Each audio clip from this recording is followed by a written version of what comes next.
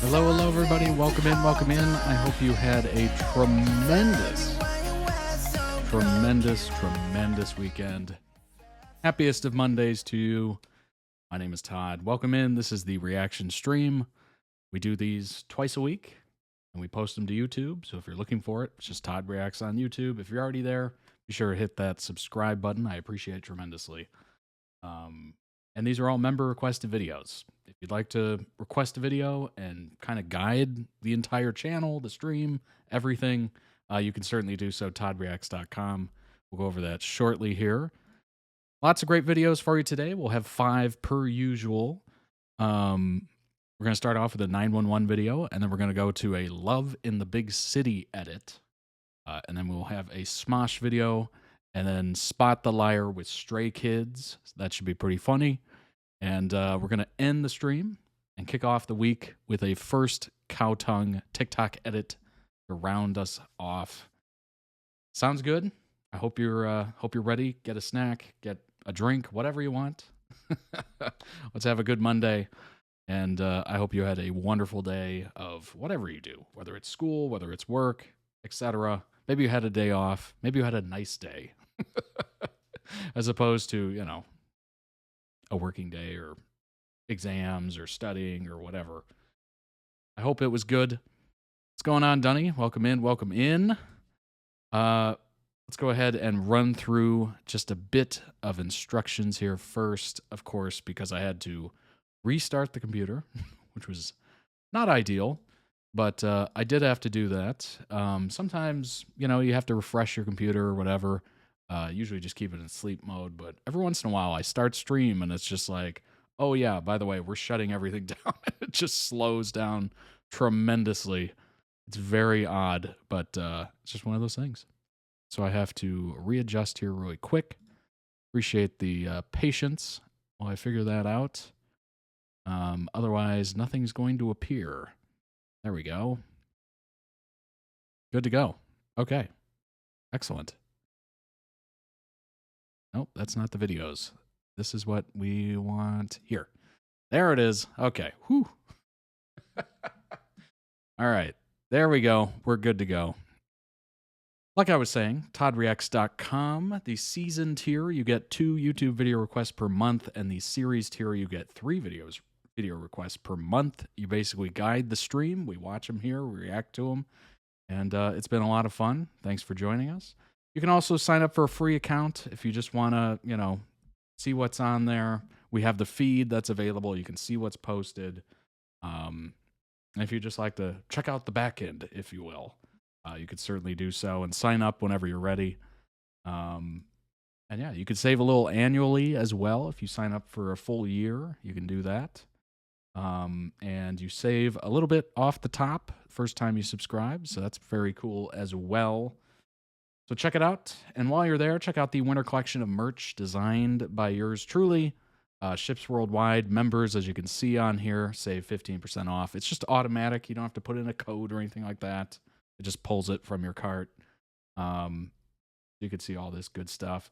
Lots of color options to fit into your style. Lots of size options as well to fit into your, well, your body, I guess.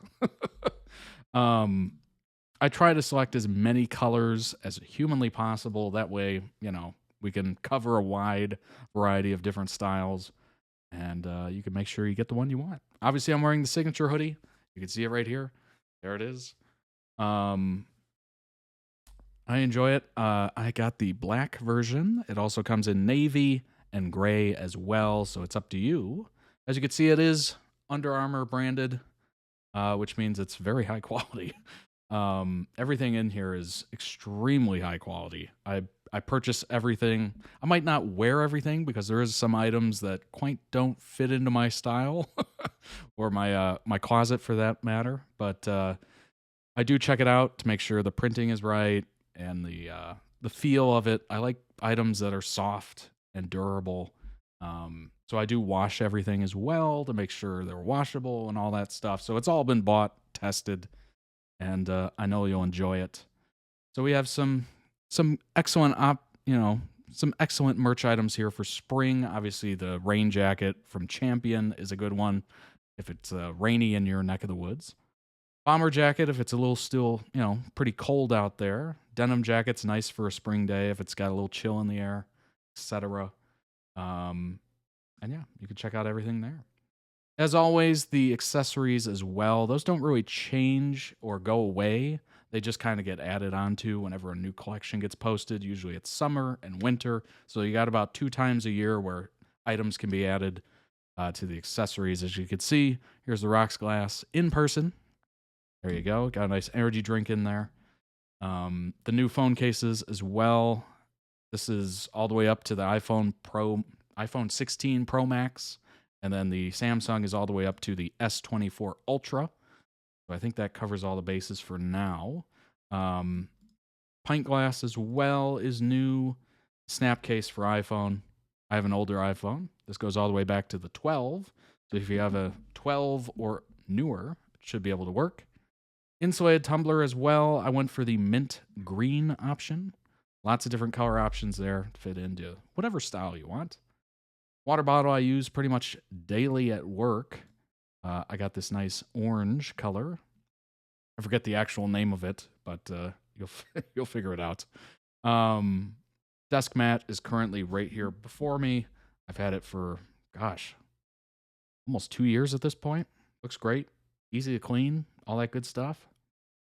So yeah, check out the merch collection today. And if you're there already, be sure to hit the subscribe button at Todd Reacts on the YouTube channel. And if you haven't checked it out, there's over 1,100 videos in the backlog. Lots for you to get caught up on. If you're big into anything, just give it a search. You might be able to find it, or check out the playlists. If I've reacted to anything over 2 or 3 videos, I usually make a playlist for it. So there is a lot of playlists. And you can check out all the VODs, etc., of the streams and whatnot. They're pretty long, which is why I have the channels, or the not the channels, the chapters enabled, as well as timestamps in the video description for you to jump around if you want to jump around. So yeah, check it out today. That is the main channel for Todd Reacts. So check it out. I appreciate it if you haven't already. Hope you had a good weekend. I enjoyed a nice little new pizza joint that I went to. It's pretty close to where I live, so I was like, all right, we'll give it a shot. Pizza. Looking at it, it very much seemed, and I can say this because I am one. It very much seemed like a millennial hangout. All the music was from like my childhood growing up. There was a lot of people standing around, not doing anything. It had like picnic seating, which is very hip or whatever. And it also had just odd touches to every dish. I was just like, why is that? Greek salad was a Greek salad, but it had like different things on it. I'm like, what are you doing here? We know what a Greek salad is. Just put the Greek salad stuff on there. And the prices were all somewhat outrageous. Needless to say, I think at Domino's here in the US, you can get, I think it's I forget what it's called, but it's a deal where you can get 2 items for $6.99 each, and one of them's like a medium pizza with 2 toppings. Now, Domino's is not the greatest of quality and freshest and all that stuff. Like, if you have a legit pizza place with a oven, one of those brick ovens or whatever, it's going to be phenomenal. So it's not exactly that level. It's not restaurant quality, but I would say it wasn't far off from this place. The amount of flop on that, if you're familiar with pizza at all, the amount of flop on that pizza was outrageous. As soon as you picked it up, like all the toppings were like, whoop, we're out of here. I was like, wait a minute.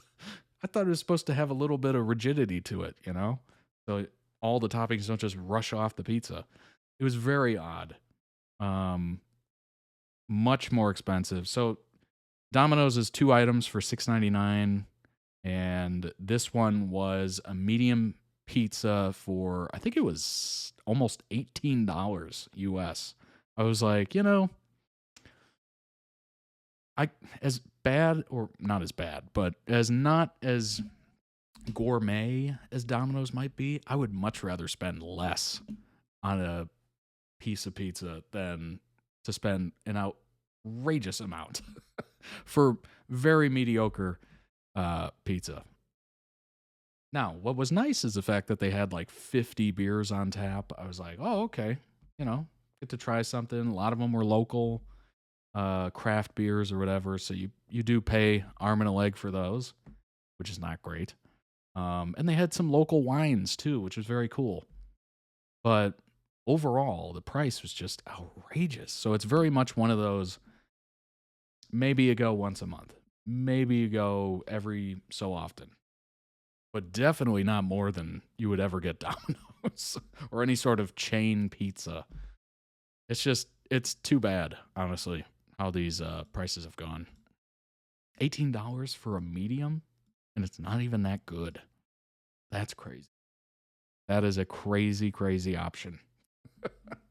But it is what it is. I digress. So there was my weekend. It was interesting. It was a lot of fun.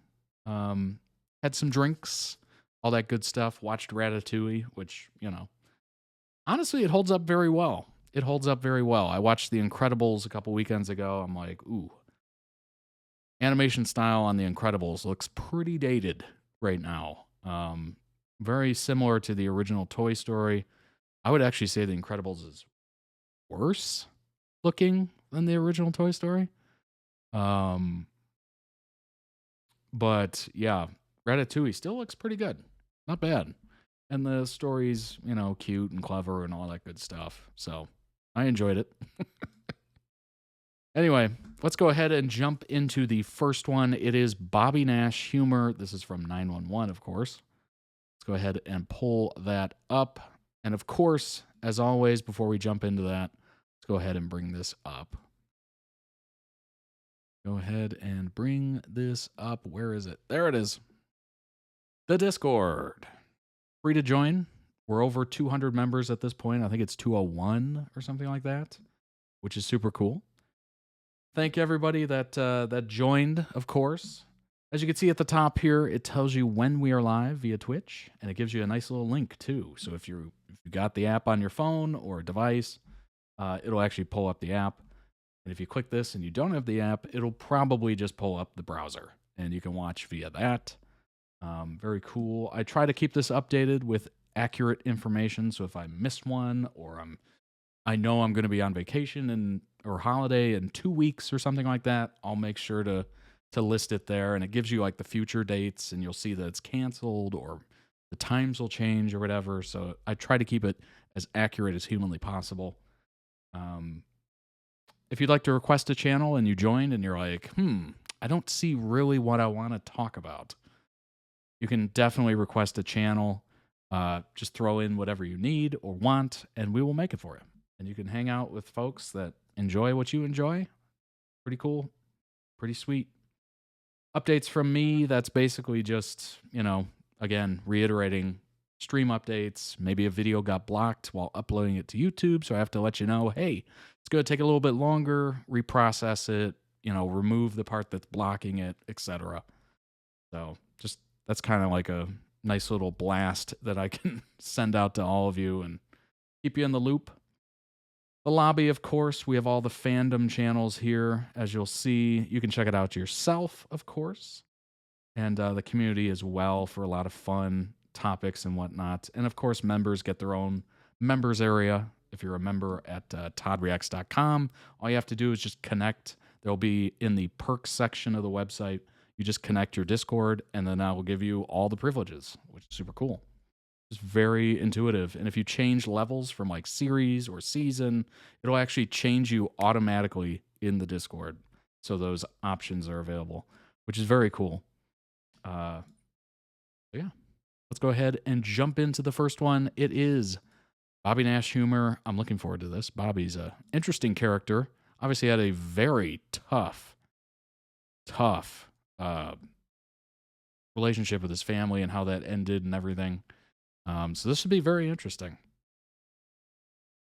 LAPD, I'm Sergeant Grant. Got a call about a stabbing, unknown assailant. Well, actually, his name is Maurice.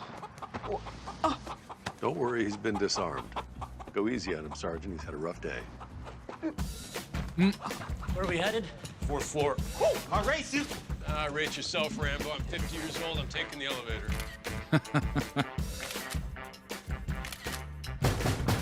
One sec. I'll be right out. I gotta take a leak. Okay, maybe hold off on that for a minute. That knot is the same size it was 10 minutes ago. Yeah, I'm beginning to think it's something mankind wasn't meant to tamper with.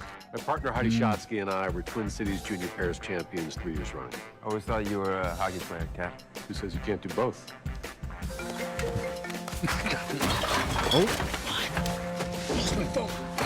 What are you doing Getting in a position to lift the patient.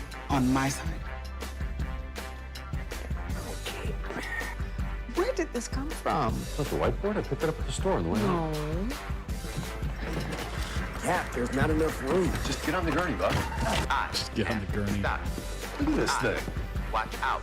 Give me your gun. Hey. I don't know what to do with the point four. You Love can my keep little ours. robot. Just vacuum. Use the Q word. Who used the Q word? Are you standing outside this hospital right now with a ring in his pocket or maybe a watch? I'm not sure. Athena, you want some coffee? How about some, you want some eggs? Oh, God. Not you two. Bobby, why is your wife asking you That if reminds she me. could hold May's graduation party? That reminds me of Always Sunny when Charlie was up with the whiteboard or whatever, the tack board, and just like looking for Pepe or whatever. At my house? What do you want me to do with a hammer? It was just an absolute I never manic did scene. like that fireplace. Our living room is kind of under construction right now. Help me move some of these tags to relieve the pressure. So you ran from an alpaca.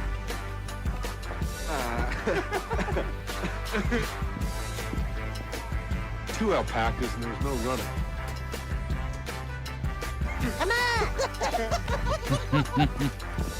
Just get in the truck. You like flan? Flan is the bomb. Come on, Jinx. You don't believe in that stuff. You really can't believe it. No, but they do. Aren't we all a little superstitious? A little bit, Except for- yeah. Certainly Look, for some you never things. actually answered the question, though, Cap. Ah, help has arrived. Look at that. What kind of crazy person came up with this plan? My wife. Do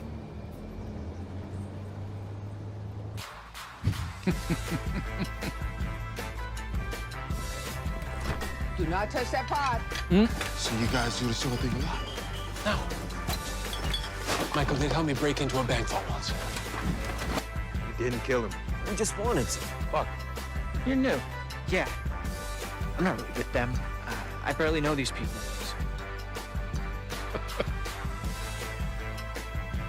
Remember, no matter what happens, they leave on Saturday. Saturday, you said. I mean, you've been a first responder a really, really long time. So. Sure. Jump, jump, jump. Whoa, whoa, whoa, whoa, whoa. What was that all about? What? Oh, I love Bobby. Bobby is a very good character, and something tells me that relationship with Athena is very interesting. I talked about it 2 weeks ago or something like that. I literally just saw for the first time how Stella got her groove back. So seeing Angela Bassett is just wild, how she really hasn't changed much over the years. Like, she has aged very gracefully. Let me go ahead and throw it a like. That came out about 3 years ago, this edit. Link down below in the YouTube description for the original video. Go throw it some love.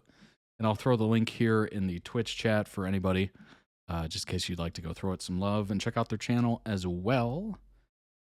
There we go.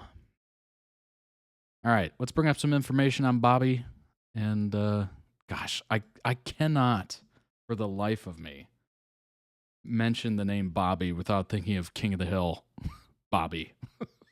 I don't know why. That's just ingrained in me, and I always think of it in Hank's voice of Bobby. Oh gosh, that show has completely ruined that name for me.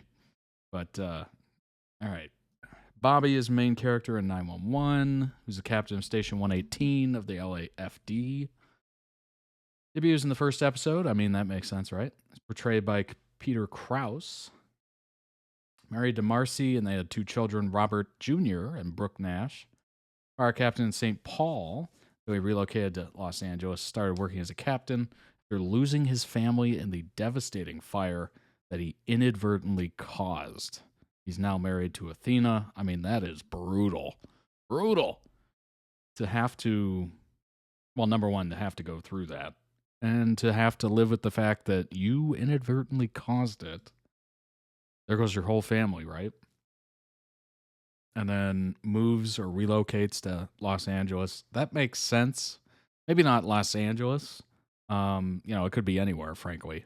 But relocating after something that bad, I totally understand it. You want to start clean, get away from that. Hopefully that helps your mental health.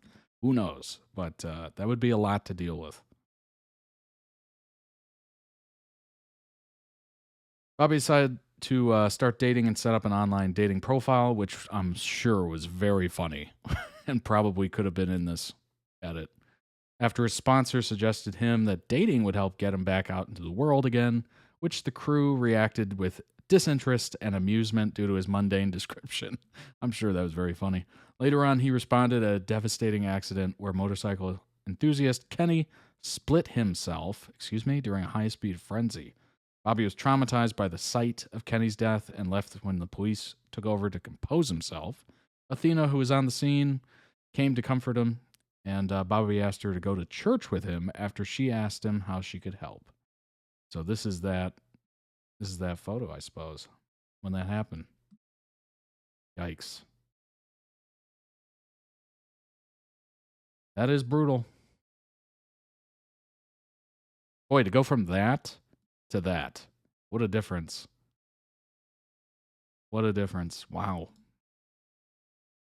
Afterward, they went to church together. At church, they reflected on their lives and prayed together. Later on, Bobby disposes of his handbook and attends his date with Athena. After 4 months of keeping the relationship a secret with everyone else, Bobby wanted to go public with the relationship, but Athena refused to out of embarrassment because she was ashamed of being happy after her divorce, sparking an argument. I mean, you want to talk about 2 people that were going through some pretty awful circumstances. Obviously, Bobby's is pretty horrific. However, after hearing Michael's positive attitude on the matter, Athena came to the firehouse to apologize and revealed their relationship to the 118 by kissing him. Dang. Excellent. Both Bobby and his actor are from Minnesota, so that kind of works out. Certainly his voice. Bobby has physically appeared in every episode so far except 2, where he was only shown in flashbacks. This makes Athena the only character who has made a physical appearance in every episode.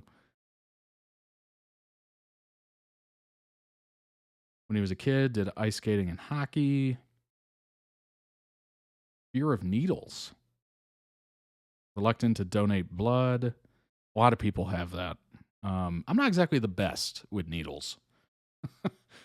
I have those deep-seated veins where it's just like a nightmare to give blood, to do a blood panel, everything. Like, it's just either you're good and you're going to make it happen, or you're just not good and you're just going to stab me about 100 times. Not the greatest. Not the greatest. Suffers from arachnophobia. A lot of people have that too, or just don't like spiders, frankly. Been a firefighter almost 3 decades. Keeps 2 wedding bands. While at work, he's seen wearing a black silicone ring, and when he's off duty, he wears the actual ring itself. A lot of people do that. Certainly in the service industry or first responders or doctors, medical fields, just to kind of keep it a little bit more sterile, I guess. You don't exactly need to have platinum or gold around your finger. And I guess this is just a little bit more durable. You're not, putting it at risk, that kind of thing. I'm assuming that's what that is. Peter Krause, multiple television series. He was on Sports Night, 6 Feet Under, Parenthood, The Catch, and then 911. I don't remember any of these, I don't think. Parenthood. That sounds vaguely familiar.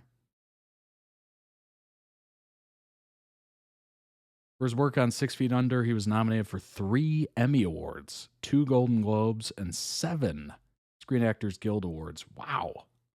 Dang. That must have been a heck of a performance. What was this show? Michael C. Hall. Widespread critical acclaim. Show stars Peter as Nate, whose funeral director father dies and bequeaths ownership of his funeral home to Nate and his other son. Okay. On one level, it's a conventional family drama dealing with such issues as interpersonal relationships. Yep. Makes sense. All the stuff. All the drama. At the same time, it's distinguished by its focus on the topic of death, which it explores on personal, religious, and philosophical levels. Most episodes begin with a death. The cause of the show, the cause of which ranges from heart attack to murder to accidental death. Yep, that makes sense. Okay, so the show starts with a death, and then we deal with the aftermath, which makes sense, right? Running a funeral home, you would deal with the after effect of all that. As a teenager, active in track and field and gymnastics. Graduated from high school in '83. Pre-med student in college till he discovered acting junior year. Changed his major to English Lit. He performed in plays in college, at university. He did graduate. There you go. Masters of Fine Arts in acting. Wow. Oh, he went to the Titch School. Oh, in 1990. A lot of famous people did. A lot of people go here. Yeah, as of 2019, 22 Academy Award winners, 17 Emmy winners, 12 Tony Awards, which is Broadway. If you're unfamiliar, 4 Grammy Award winners have been affiliated. Yeah, quite a few notable alumni there. Woody Allen, James L. Brooks, the Coen brothers, I guess, Lady Gaga, Whoopi Goldberg, Anne Hathaway, Philip Seymour Hoffman, of course, Angelina Jolie, Spike Lee, Adam Sandler was there as well, Billy Crystal, Alec Baldwin, Donald Glover. Yeah, I could keep going, but it's a lot of people you've probably heard of. Very, very popular school. He was married to Lauren Graham. Oh, Lorelai from Gilmore Girls. How about that? He was married to her or partnered for, 11 years? Wow, he's got a kid. Starred in many productions when he was at Titch, Macbeth, Arms and the Man, etc., etc.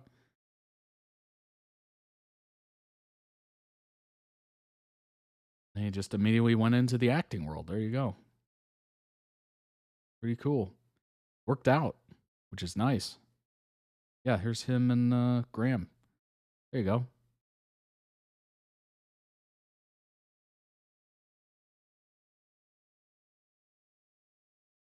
Lots of different things he's been in. Oh, he was in an episode of the Drew Carey Show. I loved that show. That was one of my favorite after-school shows to watch. It was usually very funny. Craig Ferguson was on that. Obviously, Drew Carey, who now hosts Price is Right, I think, still. He was in Third Rock from the Sun for an episode. So did a lot of spot roles. Party of Five, 3 episodes. And then actually started to get some main roles here, starting in about the 2000s. Late 90s, early 2000s. Episode of Seinfeld, too. Wow. Beverly Hills 90210, 3 episodes. Pretty cool. Very neat. He's produced as well. Some executive producer credits for 911. Season 8 story details reveal Bobby's status after retirement, including meta twist. Bobby likely won't stay away from the 118 for long during Season 8. How will he find his way back to the team? Be a busy season. Busy return for Season 8. Obviously, Buck and his finding out who he is and all that stuff. We'll be dealing with a bee-related disaster. Well, that's interesting. After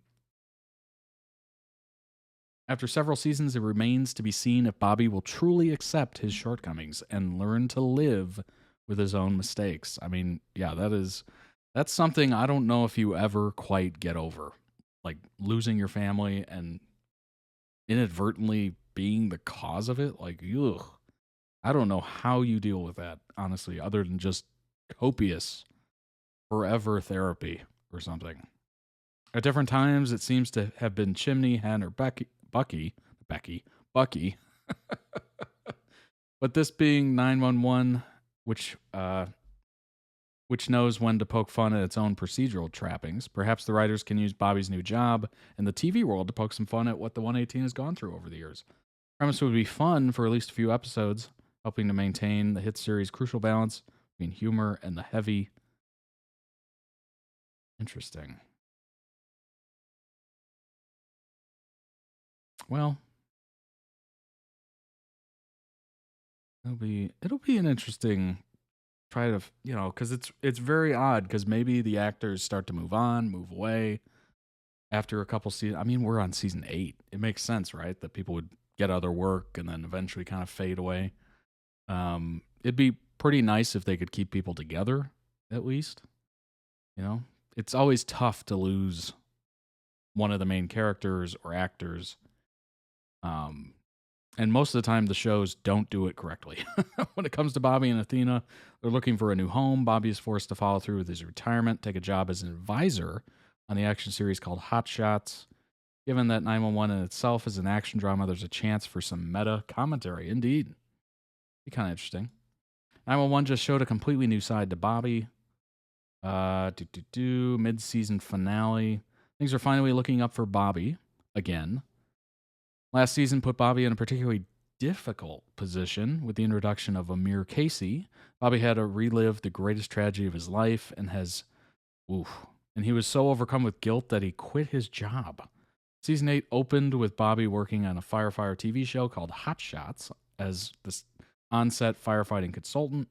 Show has since brought Bobby back to the 118 with Vincent Garrard, switching places with him and joining Hot Shots. That looked like it was the end of the Hot Shots plot line, but 911's latest episode, Hot Shots, at the center of it all is Hot Shots star Brad Torrance, who is set on bringing Bobby back to Hot Shots.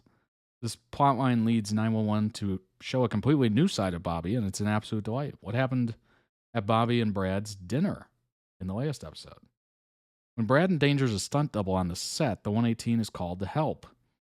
Brad then goes above Bobby's head to try and get him back on Hot Shots in Gerard's place, leading Bobby to take Brad out to dinner, change his mind. It is here that 911 pulls a twist that is entertaining, although ultimately not that surprising.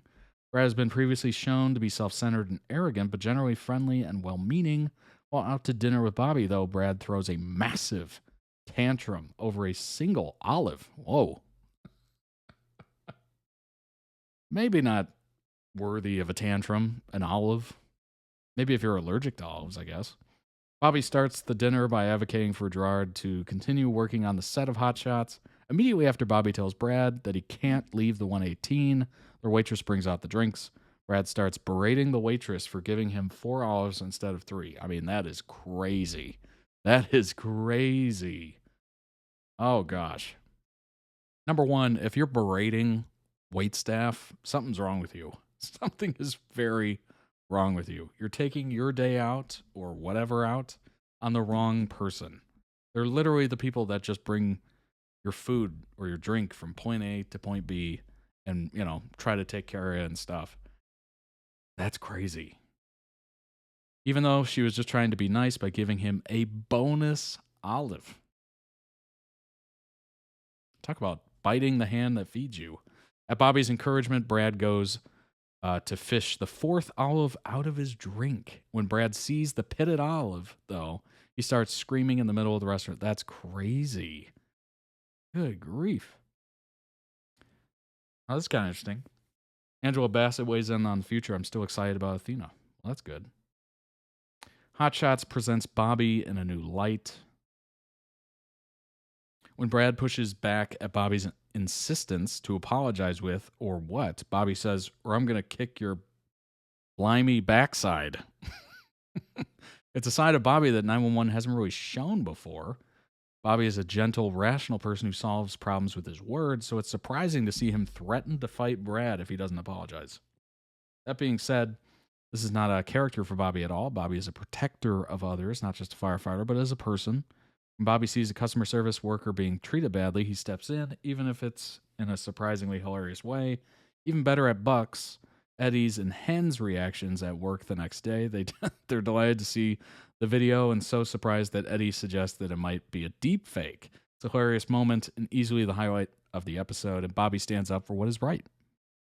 This is not the end for Brad Torrance on 911, though. He comes to the 118 the next day to thank Bobby for his truth enema, declaring that Bobby's bluntness got rid of his entitlement.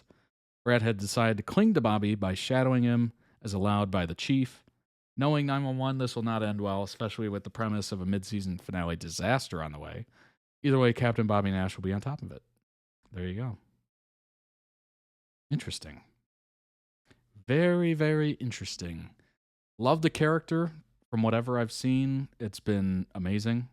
Bobby very much seems like that kind of father figure to the 118, so it would be weird to lose him. It would be very weird to lose him. So I don't think it's going to happen. Knock on wood and all that stuff, but it would be pretty bad to lose him. We shall see. Let's go ahead and jump into the next one. It is Go Young and Yu Ho, I think. Lovin' the Big City. And this is entitled Paralyzed. It is a music video. Okay, yeah. The song is Boy Epic, Paralyzed. So it's by Boy Epic. Go ahead and jump into that and get this going. I'm not sure if we're going to need closed captioning. I'm going to take a guess here. Let's go ahead and do a little preview.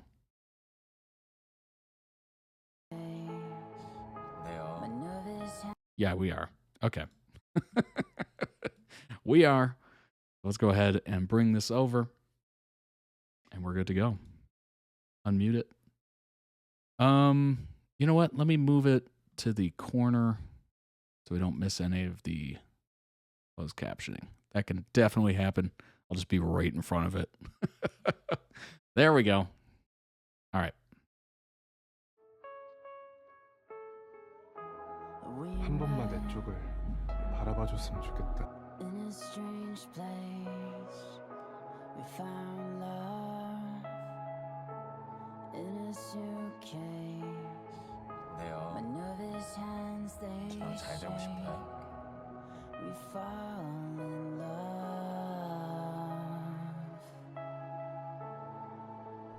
있잖아. I'm still 내가 고양이를 엄청 좋아해. off you, a blank 근데 smile. 갑자기 그 얘기 왜 나오는 Those eyes they can't 뚱뚱하고 stay 못된 고양이처럼 around. 생겼어. 'Cause you 그러니까 뚱보라고 부를게. 어쩌면 사랑은 있는 그대로의 자신을 솔직하게 나누는 것일지도 모릅니다. Birkenstocks. 저는 온전히 솔직해질 수 있는 사람을 찾았지만 그 가치를 몰랐어요. Series is amazing. What's going on, Rexon? 내가 없어도 상관없어. You have the book as well. Wow.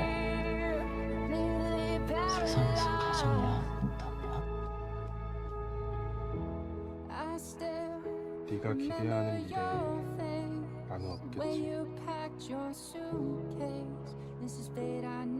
네가 보는 곳을 나는 볼 수 없고 우리는 그렇게 지나가는 행위 다시 모르는 사람으로 영영 모르는 사람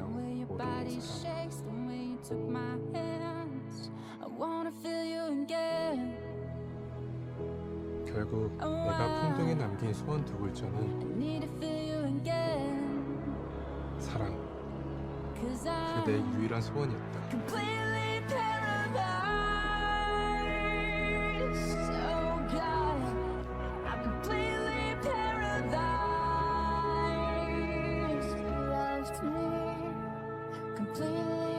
나는 너에게 아주 오래전에 들었던 가장 야한 농담으로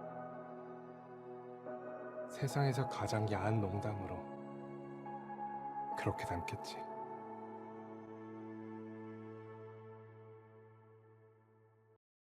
Oh, that was very melancholic. That looked very interesting. Let me throw that some love. Link down below, of course, as usual. In the video description for the original video, go throw it some much-deserved love. And also check out their channel.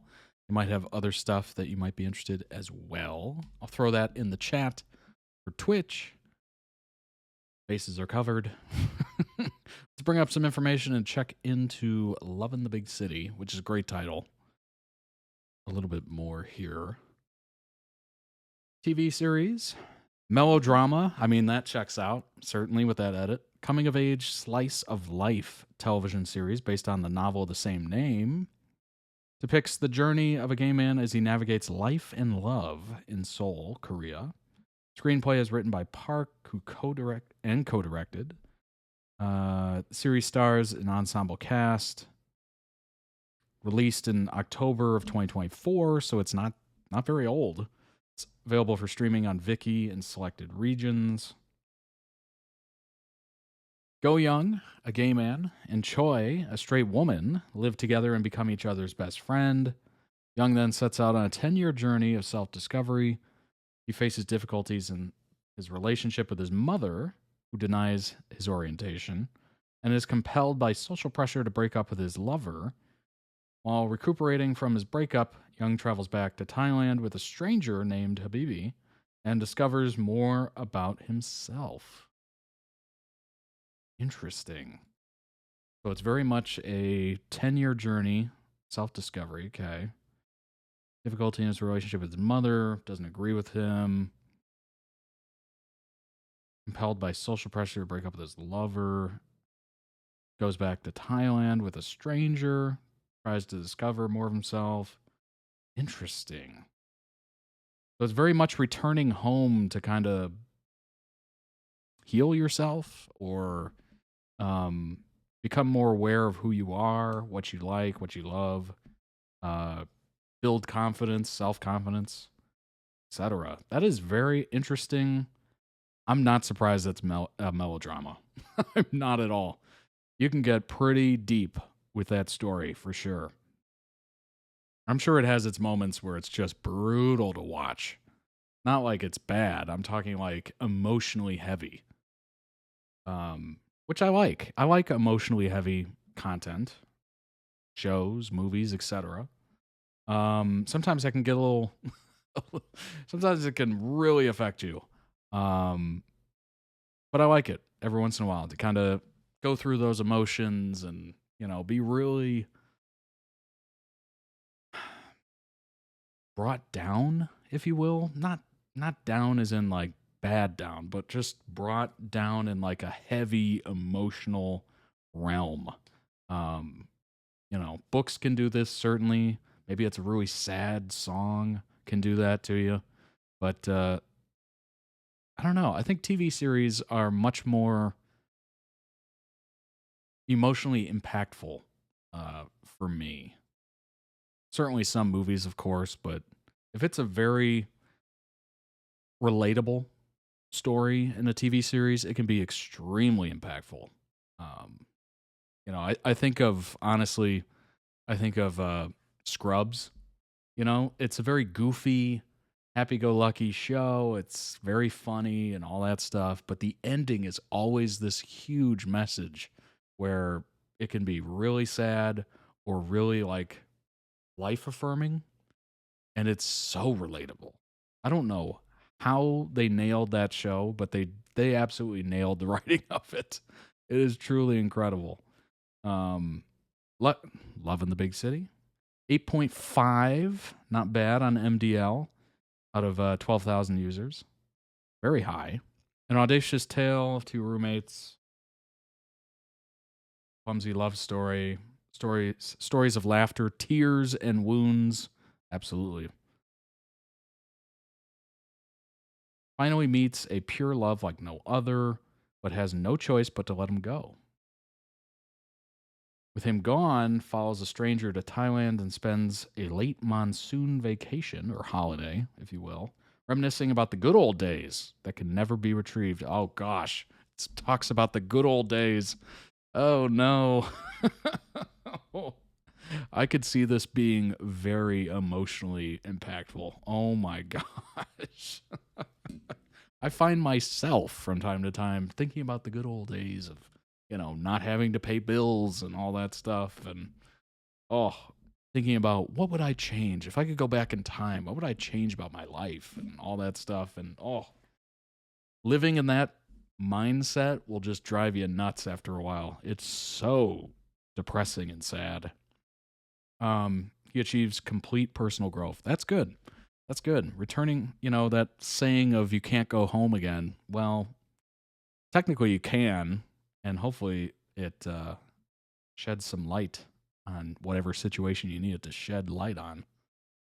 Weird how places can have that kind of impact.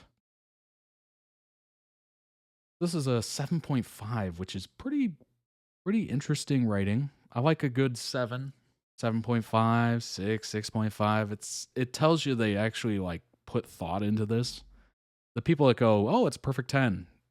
Chances are they didn't put much thought into it.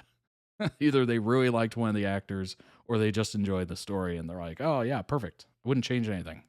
The best out of 10. Or the people that review bomb and they don't think about anything. They give it like a 0 or a 1. Series had me until episode 6, and then it was just a dull hum until the end. It was a beautifully realistic story. That's probably where it really gets your emotions going, right? One of the greatest joys was watching Young move from being self-indulgent over exuberant college kid to a self-aware realist, a published writer. This is also the greatest sadness. He drew on his experiences, his environment, and poured it into his writing. Along the way, he lost his sparkle. Ooh.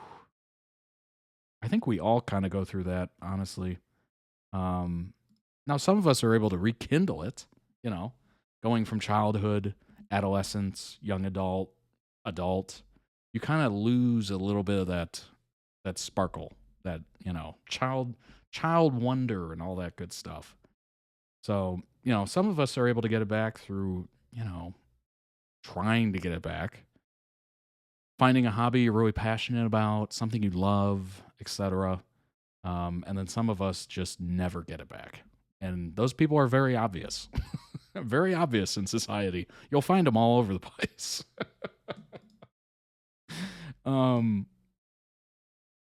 You and Nam both suffered the same fate. Young's inability to accept love without expectations caused him to lose two people who truly love him. Oh, gosh. Lost in his own brain and expectations and people's opinions and all that stuff. That could be just devastating. Seems all his relationships were doomed to due to his desire to have the razzle-dazzle fireworks to continue throughout without being able to accept the mundane. Yes, that is important. Life can be very mundane from time to time. You know, most of life is mundane. And you have those little pockets of excitement and fun and stuff that you wouldn't normally do. And then you got to be able to handle the mundane. Because if you can't handle the mundane, you're definitely not going to be able to handle or accept when it goes down. You know, there is peaks and there is valleys. You can't handle the, flat plane in between the two. Yikes.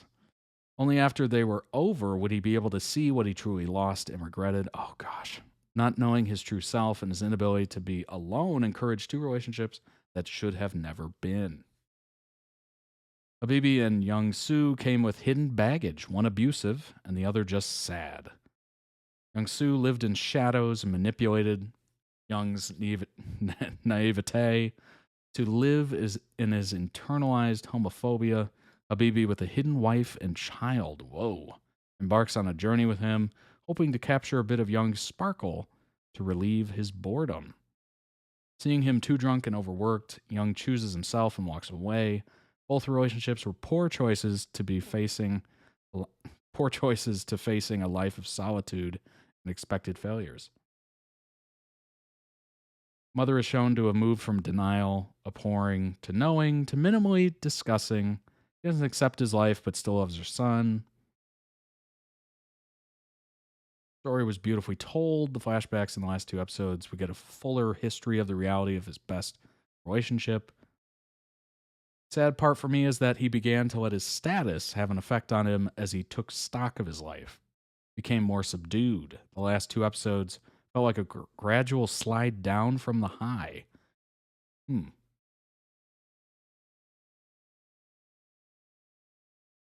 Interesting. Okay drama, but could have been better.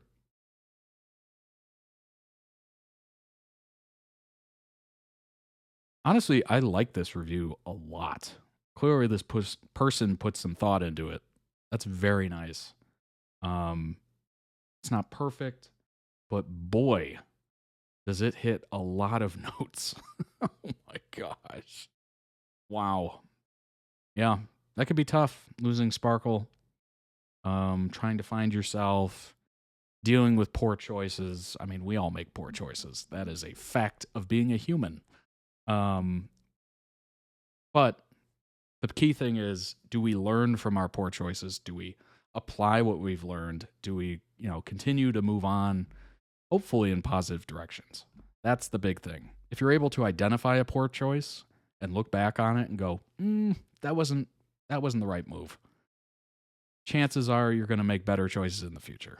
That is certainly something that, if you're going to live, I don't know, a more happy life, maybe, you're going to need to be able to reflect on these things and just reflect on yourself and like, I felt good about it at the time, but maybe it wasn't for the best, and just trying to figure out how you can make better choices in the future. It's very, very important.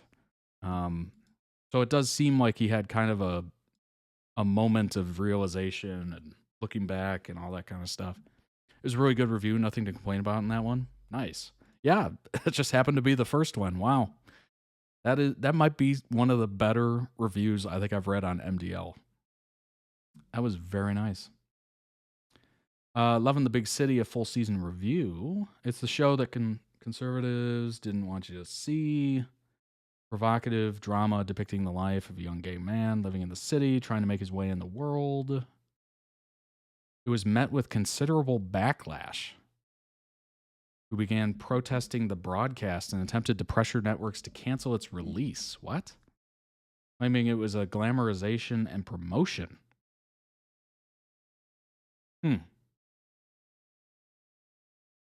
Oh, yeah, that... Oh, no, I'm thinking of the other one. I'm thinking of the religious one. Yeah. That's so interesting. Is it just constantly because it seems like South Korea puts out this kind of content somewhat regularly. Doesn't seem like it's a one in a lifetime kind of thing. So it kind of makes sense. Like, why? why? Why would you even consider doing Backlash? Love in the Big City doesn't glamorize anything about homosexuality. It humanizes it, presents it as a normal, relatable thing, which is possibly far more confronting, trying to tarnish the queer community than any glamorization could achieve.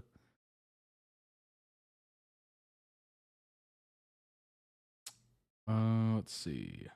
Bands together with school outcasts. Pair become instant friends, usually the epitome of the straight female bestie. Young falls in love and out of love as he stumbles through this thing called life. I mean, yeah, that's very relatable. Problematic relationship with his mother, as we read about. Ooh, his mother gets cancer and eventually dies. Ooh.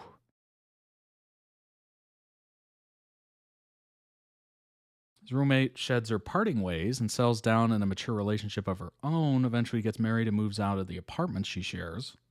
And he finds himself once again alone and contemplating life. Ooh. Some people can handle, a little aloneness. Some people can't. It's it's up to everybody to kind of decide whether they can or can't, of course.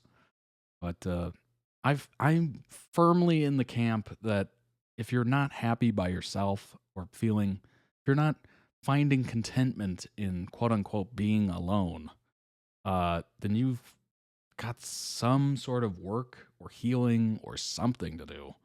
I know not all of us are equipped to handle life alone. Like it is, you got to be content in yourself. You got to be,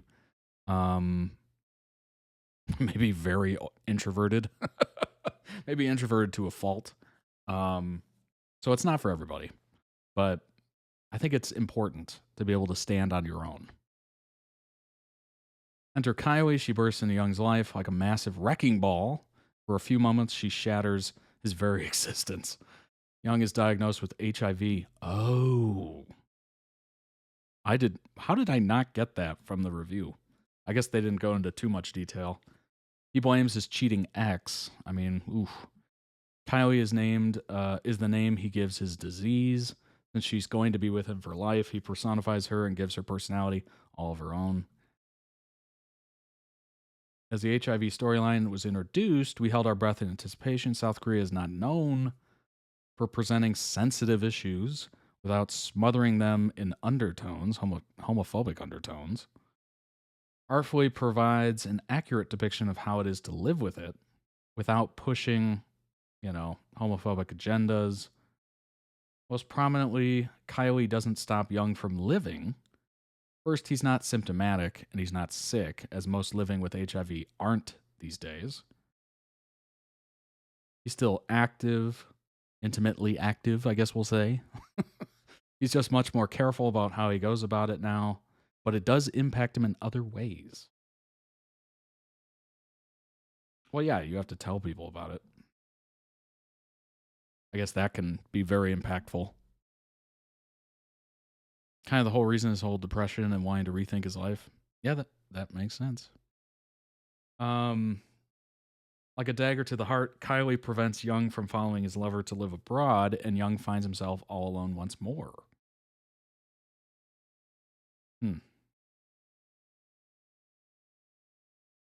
Binge-worthy emotional roller coaster. That seems like a very apt way to put it.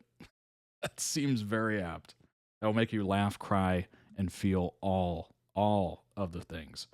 Doesn't feel like a BL or a K-drama. Characters are dynamic and relatable in every way. It's impossible not to get invested in his life. That's good. Addresses backlash, embraces support.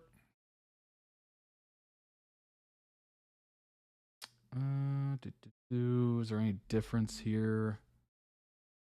Original novel's author and scriptwriter initially voiced disappointment over the prevalent backlash in Korea on his social media. although saw it as beneficial in boosting the series' publicity. Yeah, exactly. That is kind of an interesting thing. Like, yes, there is backlash, but it's getting more eyes on it. That's for sure. It's almost like a very cheap way to get, more eyeballs and more PR, if you will. Good works tend to stir up controversy. I think it might be because I've written a problematic yet good work. When I post videos about the series, I just laughed off the malicious comments. Those were actually only one of about 100. I received many more supportive messages. I tried to combine those two words, supportive messages. That's good. I think there's definitely been a change in the past few days. I believe that many people are changing their minds. 8-part series directed by 4 filmmakers. Wow. Each leading 2 episodes respectively. That's interesting. The fact that you had 8 parts, 4 different filmmakers, each doing 2 episodes. That's a taking a chance is what that is. You never know because they might have different feels in the episodes, and not every filmmaker's the exact same. So you have different kind of feels to it, different shots, different cinematography, different ways they go about it. So it is kind of a risk. Well, the good news is it seems like the negative comments were pretty low. 1 of 100, kind of low. Love in the Big City is far more important than the controversy over it. TV adaptation, which is unrelated to the film, has unfortunately drawn a huge amount of backlash. I mean, these are kind of saying the same thing here. Some even showed up outside the Ministry of Culture. Ministry of Culture, what an interesting name. To accuse the government of funding dramas that normalize and glorify it. We see some pictures of of those showing up outside. Was it like 8 people? Was it like 2 people? I have a suspicion it wasn't a lot. The gays are glorious, it's true, but a country that's still years away from legalizing same-sex marriage can hardly be accused of glorifying the gay agenda. Now, can it? Many were outraged, including Park, who loudly denounced this decision on it. Wait, what? In response, ING pulled the trailer from its official accounts. Well, that is stupid. Yes, really, many were outraged.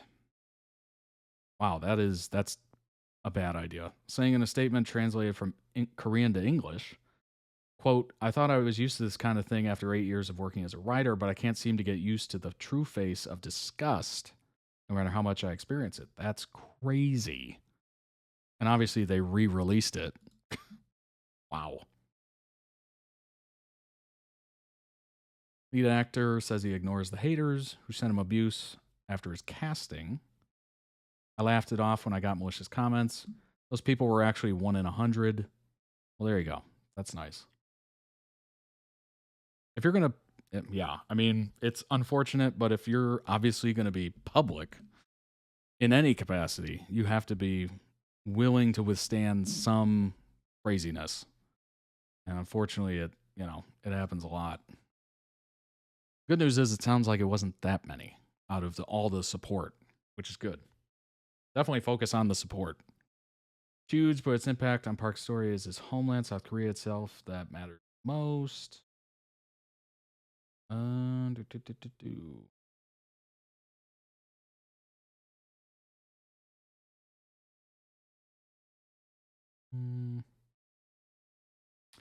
really talk about politics on here, so I'm going to try to stay away from as much of that as possible. Yeah, I mean, very interesting. Very, very interesting. It sounds like it wasn't that many, which is good. That's very good. It's positive news. But yeah, removing the trailer is crazy to me.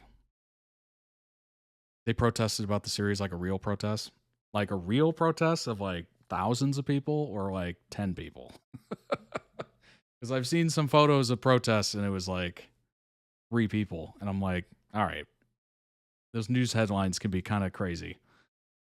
But yeah, if there was a lot of people, that's insane. That's unfortunate for sure. Go ahead and jump into the next one. Matt Duran's dad is dead. Ooh, kind of a sour title there. Update, he's also missing. So there's some news. This is from Smosh. It is from Smosh Mouth. I think that's a podcast, right? Pretty sure. All right. Let's jump into this and see what it's like. Title is a little concerning. Of course. Title is a little concerning. Not going to lie. Let's go ahead and bring this up. Jump in. I have no idea what this is going to be. I have no idea what this is going to be like. Oh, God. What's going on, Duran? Oh my God, I've been dealing with this issue for like 20 years. I'm very excited to hear what you guys have to think. I'm so glad we're getting this very cooked. Okay. All right. What's going on? My dad is dead. All right. Okay. Yeah. Yeah. Yeah. When did your dad die? 20 years ago. Okay. And wow. How do you feel? I feel okay, but I oftentimes kind of think, it'd be nice to have a dad for a moment, for just a second. Right. And then I saw the way you were handling baby Cho over here, Shane, and it made me think about it, sitting over on their couch again, just like, there's that moment again of like, man, it would have been nice to be like, I could sit on my dad's lap for a second, like. You're going to make me cry. Please, no. Probably if you start not. crying, I'll start crying. Well, I'll start crying. Okay. So are we saying that Shane can't be the solution for this too? I mean, I don't know. You can always sit on Shane's lap when you ask him. If you ask him and he says yes, you can.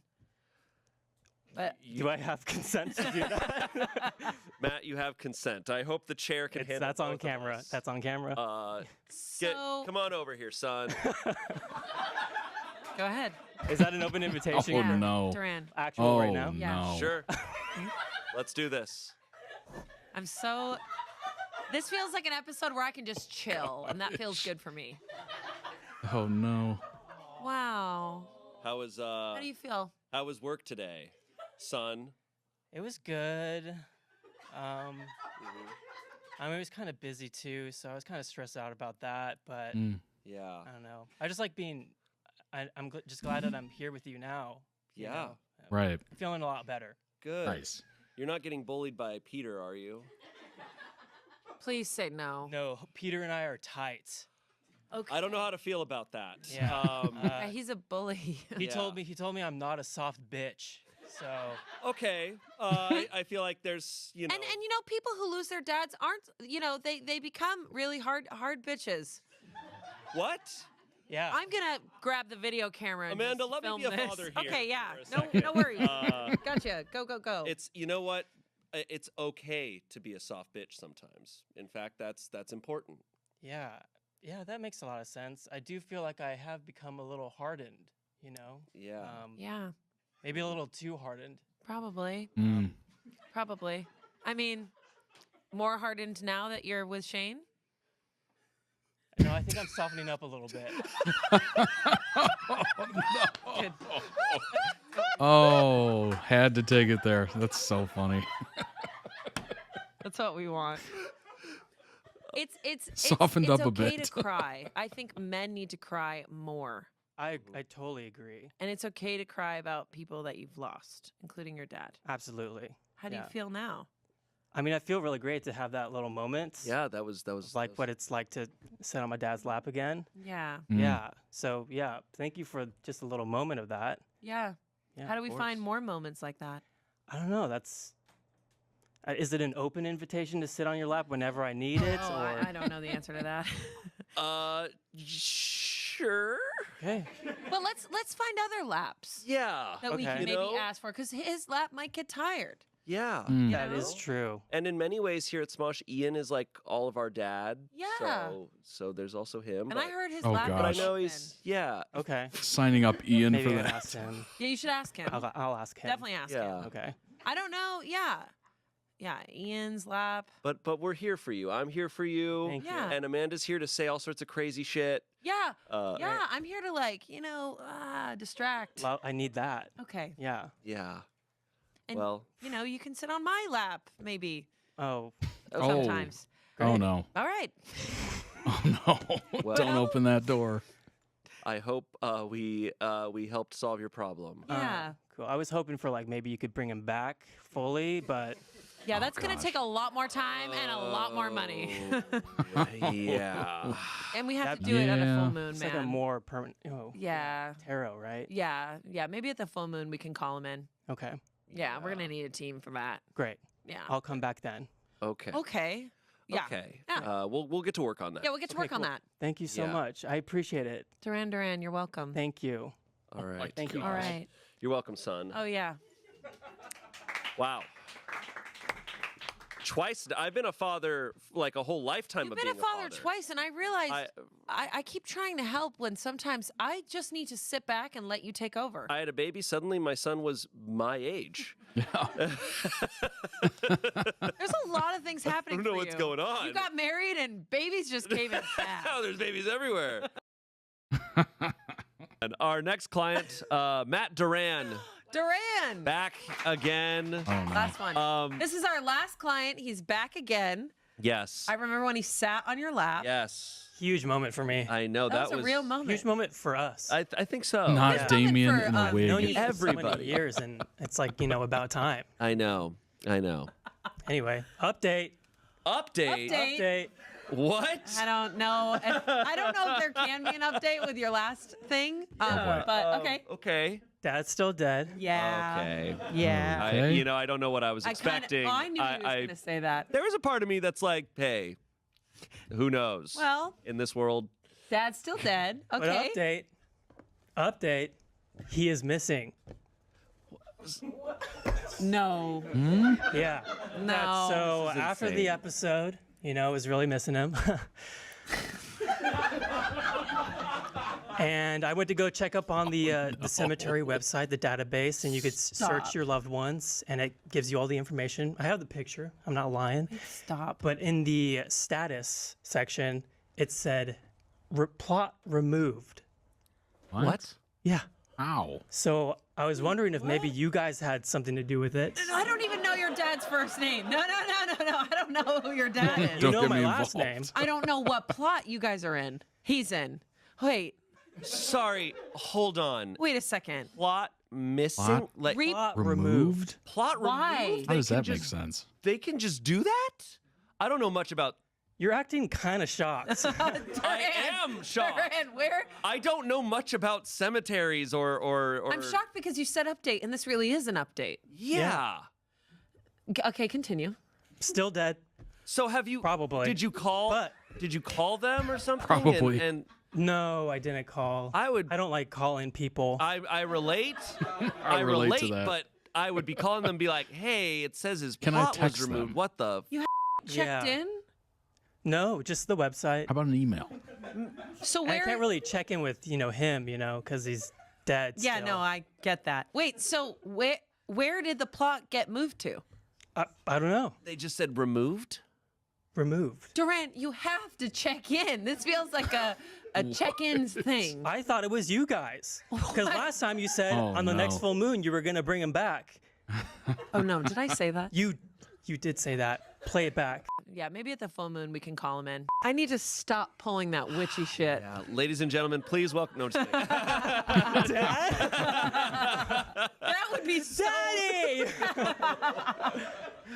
Oh my god. darkest joke we've ever That heard. is, be so that's one of the darkest jokes. This is insane. This Oh, is like gosh. actually, this is a problem. This is a real. Is it? This is a actual Yeah. real problem that you've come to us. I mean, for. I was feeling hopeful, but now Wait. I'm... Wait, Second hopeful guessing. because. Because I thought it was you guys. Oh, okay. So it wasn't us. Oh. No, it was not us. I think that the cemetery is a piece of shit, and they removed the plot and didn't contact anyone. Yeah, I think you should get there as What soon did as they do? possible. What they did? I didn't know they did this. I guess maybe I sometimes look at cemeteries. I do have this thought where I drive past cemeteries and I go, damn, like you'd think like they'd get be full? full and like how do they like so many people die like You know what's and weird? More people die every year. I'm like, where do they They're put just it? making room. And I I'm had just this like, thought what? too. I'm like, where are they going to put everybody? But then I'm like, okay, if they remove Do they them, just go, I'm like, like, maybe they down? remove ones that are like 200 years old or something. Is your dad He's not 200 years old. okay? No. Well, then it's I not would that. assume not. That feels way not cool. Did he do like? Did he not pay rent? I don't know.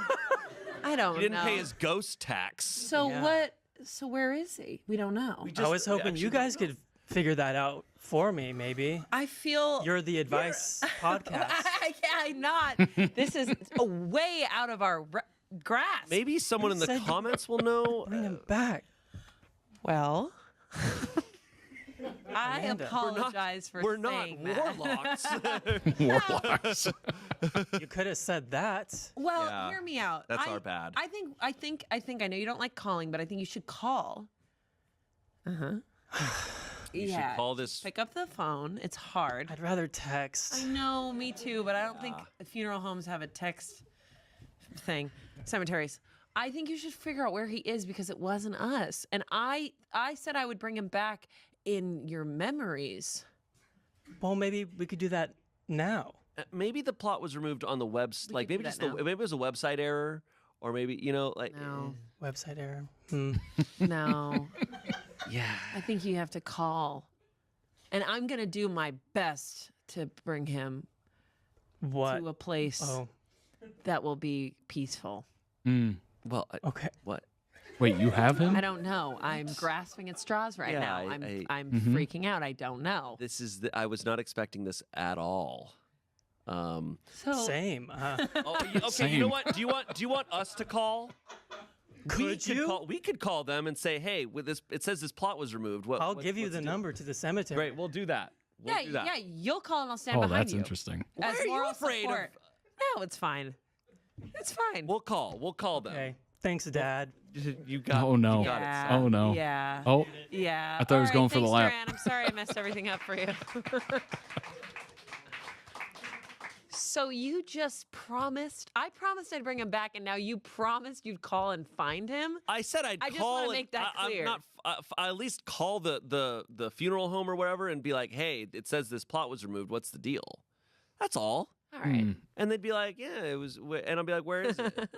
Give it to me. And they'd be like, no. And I'd be like, I have a specific set of skills. I will find you. Which are?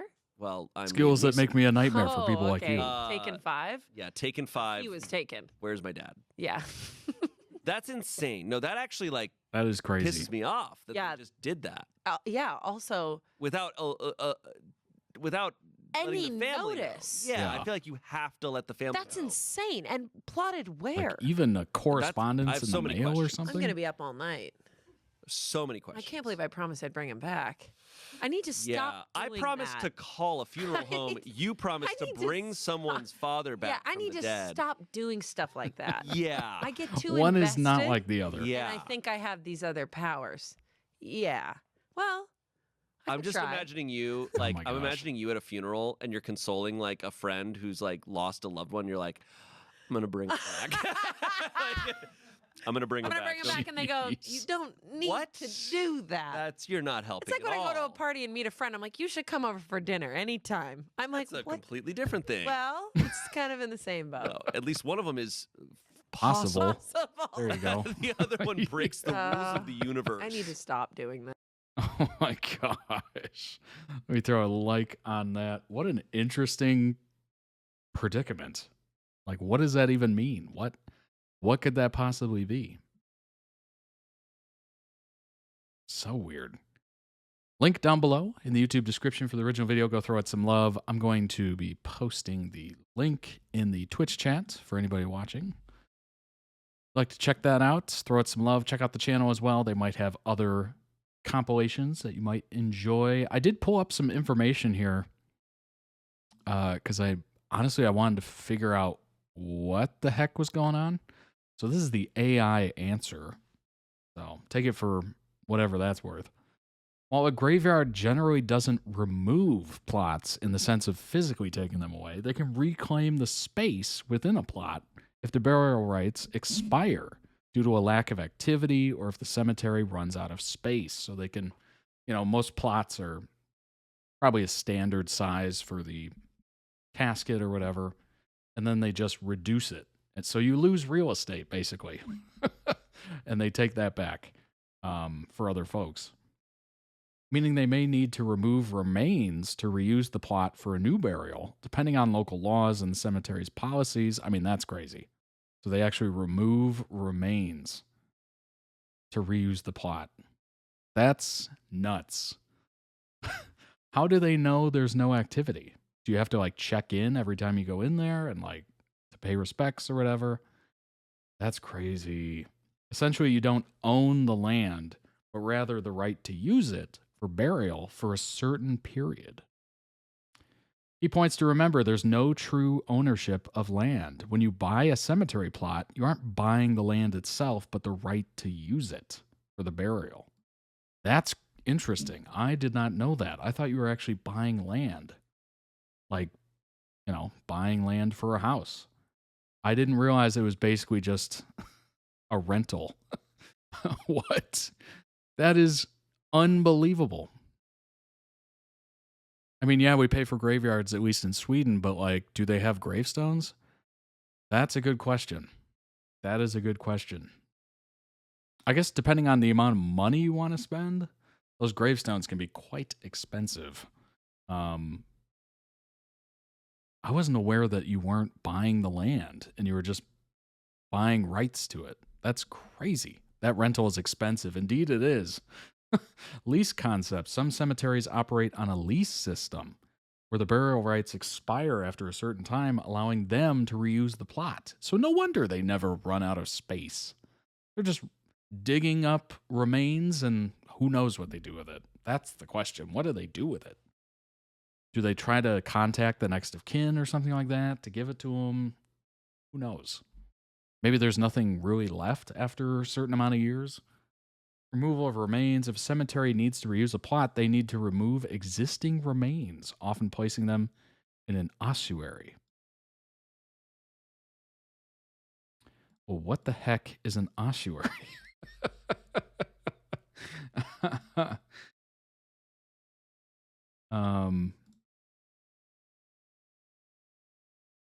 Define.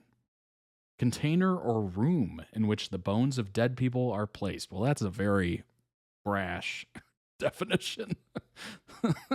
The bones of dead people. Interesting. So they put them in a container or oh wow. Kind of a used fairly more frequently as of late. That's interesting. The chest, box, building, well, or site may serve as the final resting place.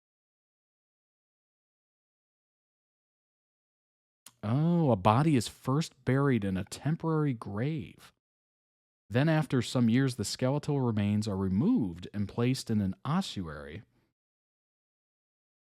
The greatly reduced space taken up by an ossuary means that it's possible to store the remains of many more people in a single tomb than possible in coffins.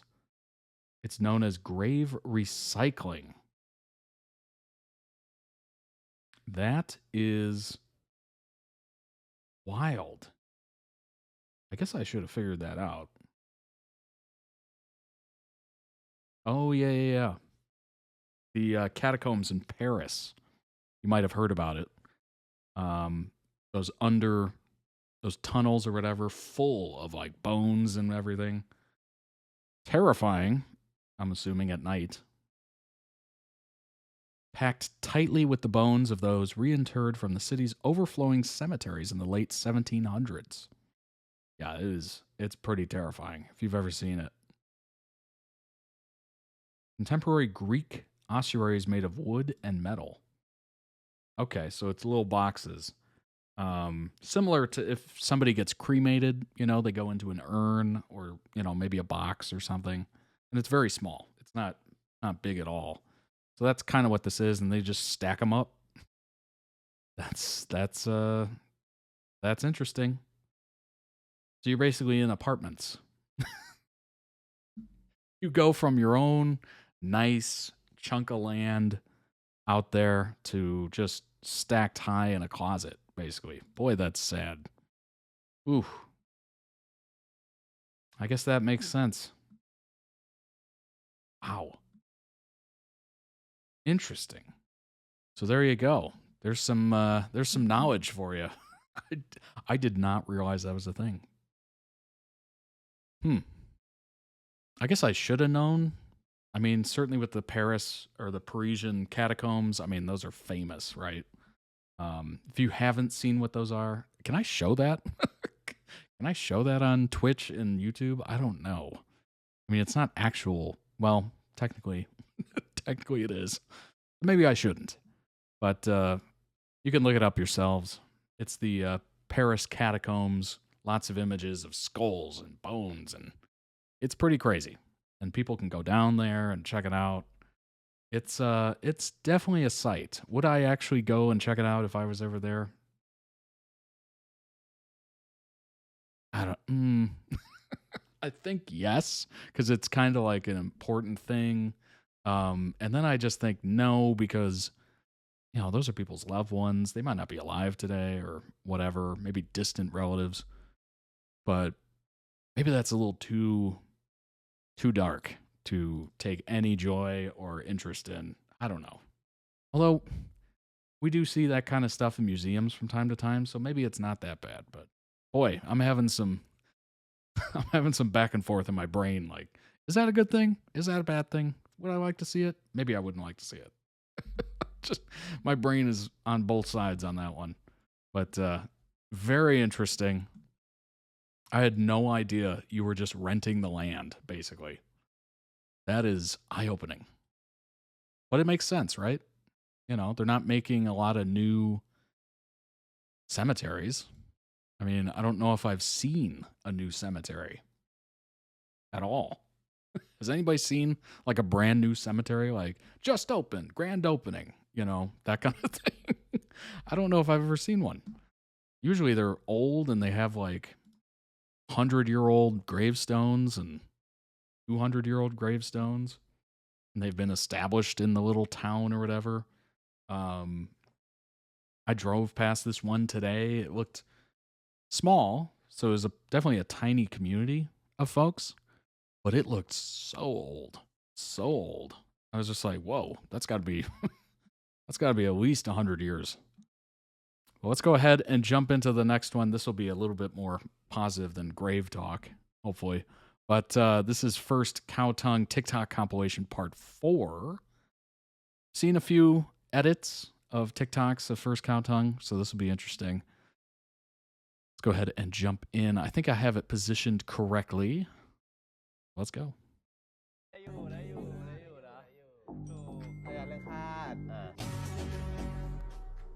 ลองเทนิทานพันดาวเลนเรื่อง OnlyFans ไก่ป่าเรื่องพระจันทร์มันไก่แล้วก็ฟ้งเรื่องขั้นกู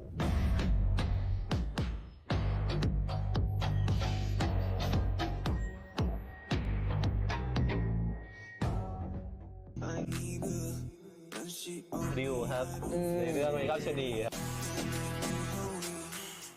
นิคาดอลันพระจันทร์เป็นไก่ครับแล้วก็แซน OnlyFans หยก not me It's lyrics though.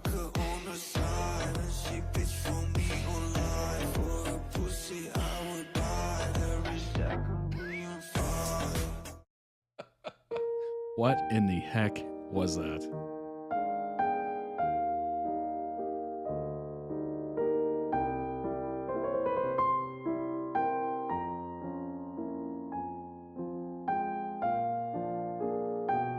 Wow, it's pretty easy to tell that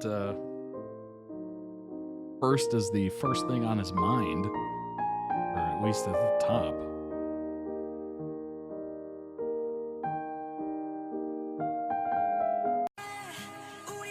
That's awesome. That's really cool. If you can find that, you did good.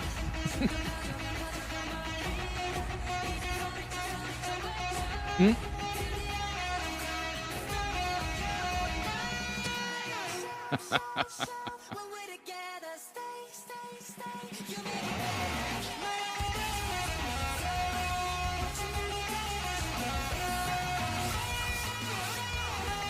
if you know the person you're with or a good friend or whoever is quite clumsy, you gotta look after them. You gotta look after them. Because they cannot look after themselves. Okay? I say that as someone who's fairly clumsy. เปิดบัญชีด้วยกันได้นะ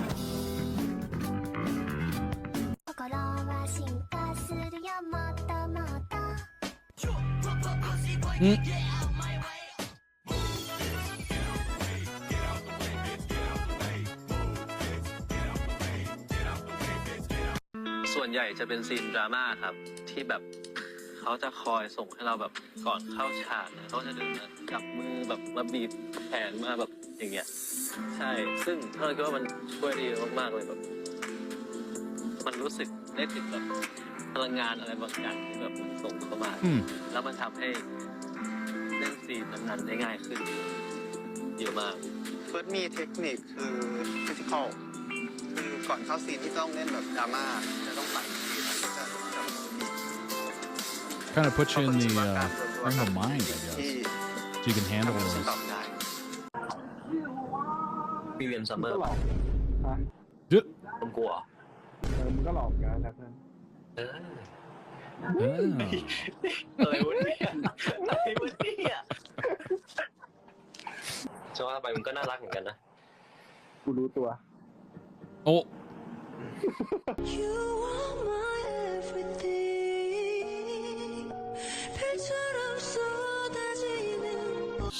อย่าแบบนี้ คนลุกเบาๆเหมือนกันนะเพื่อนแต่กูยังไม่เคยเห็นมึงโมโหเลยนะโหดสุดในชีวิตคือเรื่องอะไรวะมึงอะเกมมั้งเล่นเอาเล่นเกมเราแพ้ Come on. คุณอยากเป็นใครผมอยากเป็น That's brutal. ทำไมคุณอยากเป็นนายานเขาดูหล่อดีอ่ะ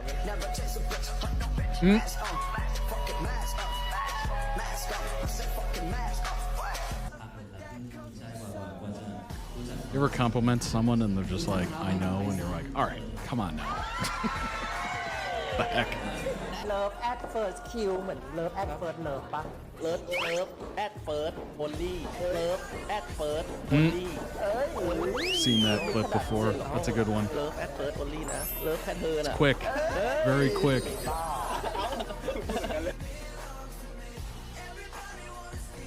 Extremely smooth. เ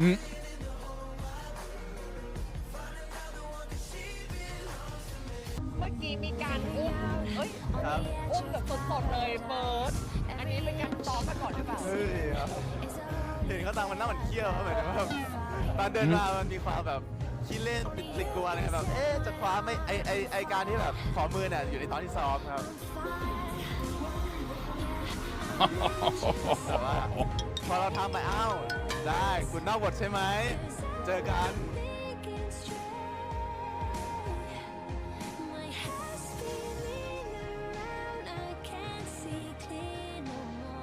Oh. To see his face.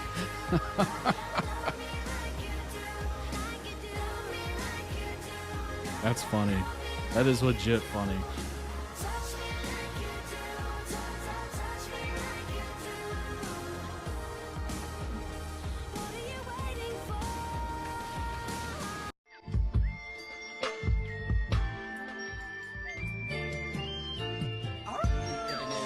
Mm. ขอโทษนะเฟิร์สเราเลือกเขาอ่าน ไม่ได้เรื่องก็ตังก็ต้องเลือกเฟิร์สเหมือนกัน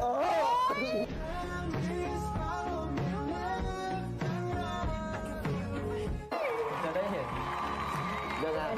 อยู่ด้วยกันในครั้งต่อไป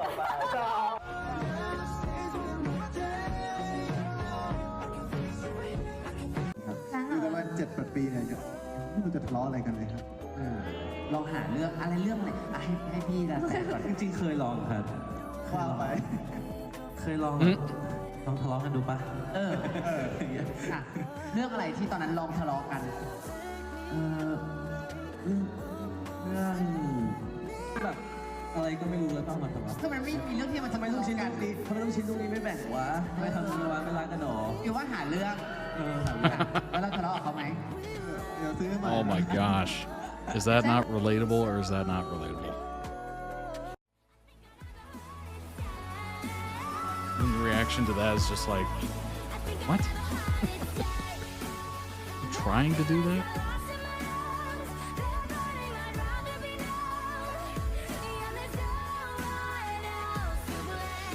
Oh my gosh, look at all those mics.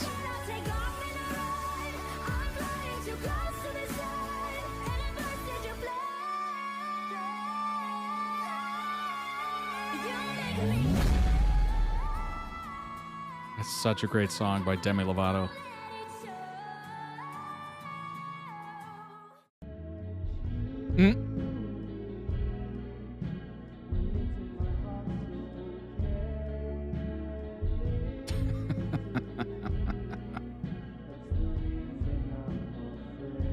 I am so sick of CAPTCHAs. So sick of them. Can we get past those? Is there technology for us to get past all of those?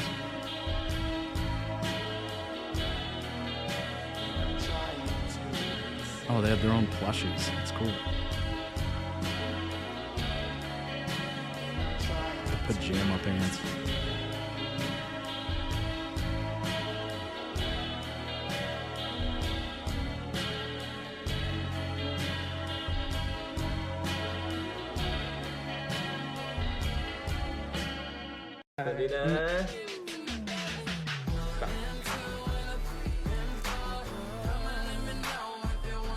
Dude. ทุกคนรู้ไว้นะว่าปกติเฟิร์สไม่ใช่คนแกล้งมัน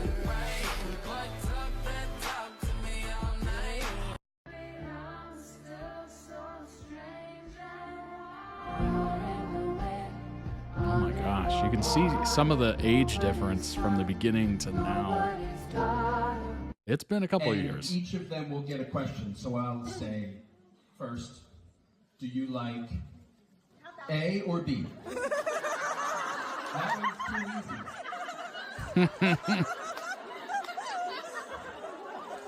So I'll say, do you like A or B? And everyone that picks A. Shout out to the audience there. That was beautiful.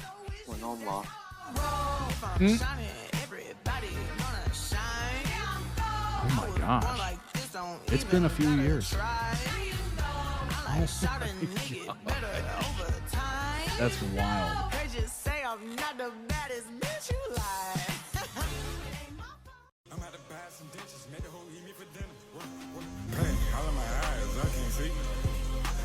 I'm at the jump out my body, I'm ready to leave.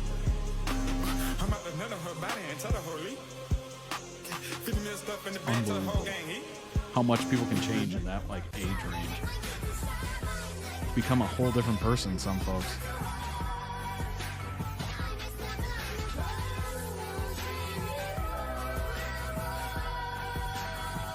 I remember I saw some younger photos of me and I'm like, wait a minute, I used to look like that? It's so funny to look back at your old photos. Just like, oh my gosh, I've changed.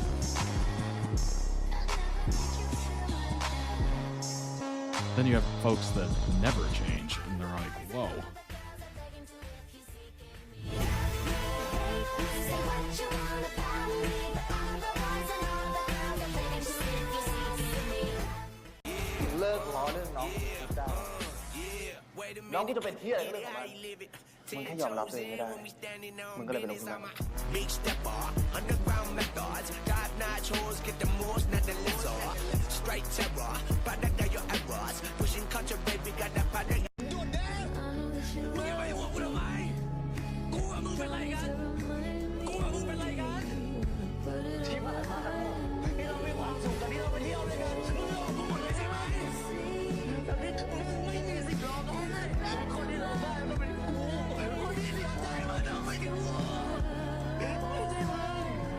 Wow.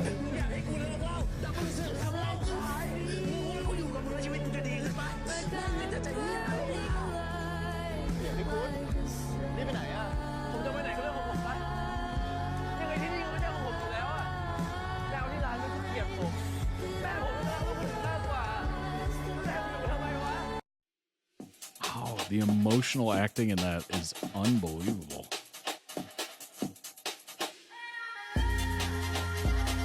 Impressive. Very impressive.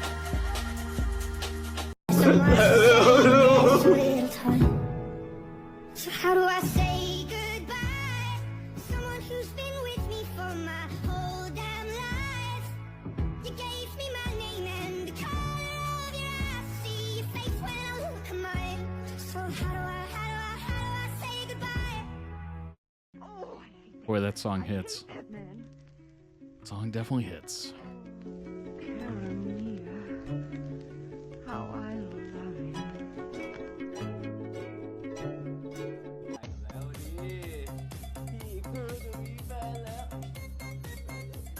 Mm.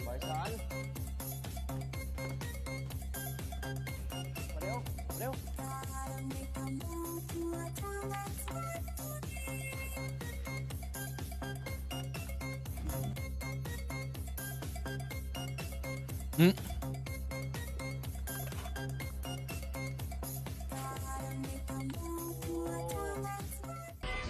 ถ้าอยากกินตลอดก็อย่าไปหยอดใครอีก นอกจากจะไม่ได้กินเบอร์เกอร์แล้วจะกลายเป็นเนื้อเบอร์เกอร์นี่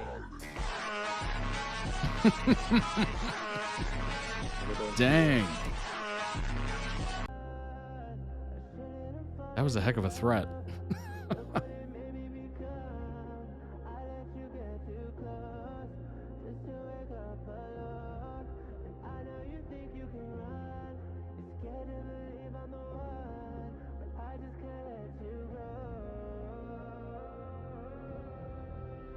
Acha อาจารย์ต้องหยุดกดดันอัดได้แล้วนะครับเขาบังคับมึงมาใช่ปะไม่มีใครบังคับมึงรู้ตั้งทีว่าเขาคือตัวอันตรายอะอัดห้ามเป็นอะไรผิดคนเลย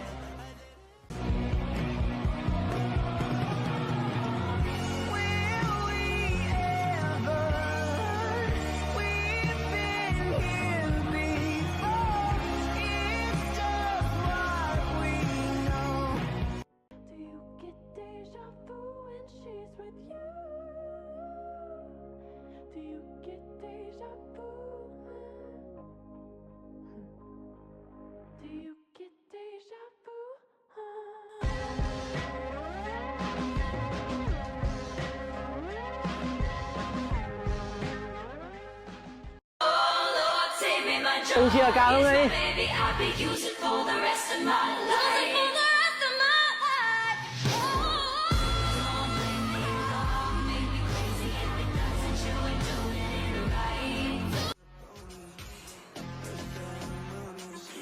It's like that SNL skit where they're all, what you say?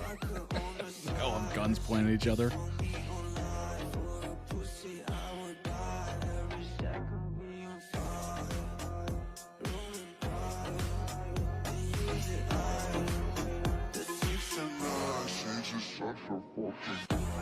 I know she like it for me. I'm a flyer like Aladdin on a pussy golden blessing. Why she did it? Cause she lied it. What we do here is so discreet. If you ask me, I know nothing.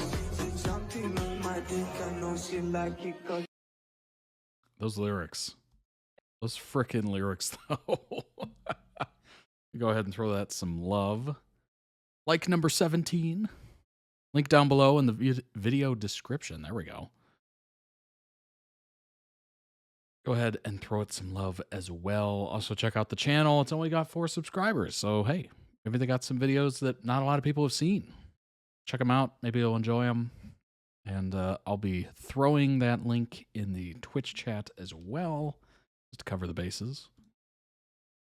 There we go. Throw it some love. And let's go ahead and bring up some more information here. FirstKhaotung.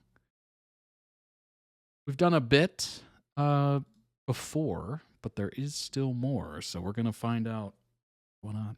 When you were a high schooler, what kind of person were you? Kao said, I often looked out the window, so I don't think I was very serious. First said, I would sit all the way at the back of the class and study very seriously. Which is interesting because, you know, the common perception is those that sit closer to the teacher at the front are more studious. Cal says, complete opposites, huh? First said, yeah, that's why my grades were good. If you had been in the same high school, do you think you guys would have been good friends? They both said, I think we would have been in the same friend group. Cal said, First is tall and his face is cute. He's confident and he has an aura too. He would definitely be popular. When doing things with him, he makes you realize how important it is to respect yourself and who you are. So I think a lot of the people would look up to him. He's bright and caring too. When you're with him, he really makes you feel like you can be relaxed and yourself with him. So it makes things really easy for me too. First said, really? That makes me really happy. that was quite a poetic way to say that. Wow. Cal said, for example, even just before a concert, even though he's really busy, he'll come up to encourage me and ask me, are you okay? He's just that kind of caring person. First, that's because I have a lot of pair work with Khaotung, so I pay more attention to him, laughs. If we can be both of our best conditions, I think that's the best. By the way, were you guys in any clubs? First says, while being serious with my studies, I was also in the soccer club and theater club. Cal says, you were very popular, right? First said, it's embarrassing to say this myself, but I guess, kind of. Cal says, I knew it. I was also in the theater club. Actually, I even competed on the national level in English theater contest. Wow. Both of you being in theater has been useful for you now, right? First said, that's true. The ad-lib classes were especially fun. Cal says, true, ad-lib is actually very hard, but First is really good at it. I guess that has paid off today. First said, it would be nice if that's true. Very humble throughout. If you were able to return to your high school era, what would you want to, oh gosh, what would you want to do? Who hasn't thought this? Or at least some aspect around there. Maybe university, maybe before high school era. I would want to take my studies more seriously, said Cal. At the time, I would only study for exams at the last minute. Oh, gosh. Relatable so much. The night before, yep. I would like to do things more properly and live a more serious high schooler's life. Yeah, I very much relate to that. First, I feel like I gave it my all and did things pretty properly, so I don't think there's anything I would want to do over. Cal said, that's so cool. First said, I know. Lastly, can you recommend any Thai spots to Japanese high schoolers? Cal said you could visit all the temples, but I think it would be great to eat real Thai food like pad Thai and gapao. Apparently this is holy basil. I have no idea what that is. I would recommend Asiatic. The buildings are very beautiful. I think you could have a great time there. The two of you seem very close. Is there anything you've done together lately? Hal said after shooting, we went out to eat together, right? First said after work, we go to a drinking food place together. Azakaya, I guess. We drink together, go to karaoke together. Wow. Often, too. We have a lot of fun times together. Hal said we often fight over the mic at karaoke. That's funny. Oh, come on. You got to ask them what songs they sing. Come on. That's the follow-up question. You got to ask. What's your go-to? If you guys have another chance to act together again, what kind of roles do you want to play? Hal said, up until now, we've played in a lot of dramatic love stories. So I think this time I would want to do a lighthearted comedy. First said, that sounds good. Romantic comedy sounds like a lot of fun. I want to act with him again. What are the parts of the other person that you really respect? Cal said he's very dependable. When we're shooting, of course, but especially in dramatic scenes when we're together, I feel at ease. First said, and now they have a common rom-com. Oh, nice. They have a rom-com coming up. Nice. Spoke it into existence. First said, we have the kind of relationship where we know what the other person is thinking just by looking at each other's eyes. When we work together, it tends to go very smoothly. That's awesome. Comes to acting, what do you think is really important? First said doing research about the role, reading the script, how the character thinks, what kind of actions would the character take, etc. Khao said basically the same for me. Tell us your weak points. First said, I'm terrified of spiders. Sometimes if I see a big spider, I'll panic. Khao said, I'm afraid of things with lots of holes. Oh, that's, what is that? It's not, is it tryptophobia? No, tryptophobia, tactophobia, something like that. I've heard of that. Is there any Japanese culture that you like? Is there any Japanese culture that you like? We were like anime, Naruto, Jujutsu Kaisen. Yeah. Okay. Attack on Titan. Is there anything you must buy whenever you visit Japan? First said I buy clothes, even though Thailand is too hot. I might not be able to wear them. I also buy winter clothes. Khao said this time I'm planning to buy boots. Is there anything you guys want to do on your own time in the future? Khao said I want to bring First to Iceland. First said, Iceland, why? Khao said I want to see the Aurora Lights. Oh, yeah. I've never seen them before. I want us to see them together. First said, I look forward to that day. Oh, that's adorable.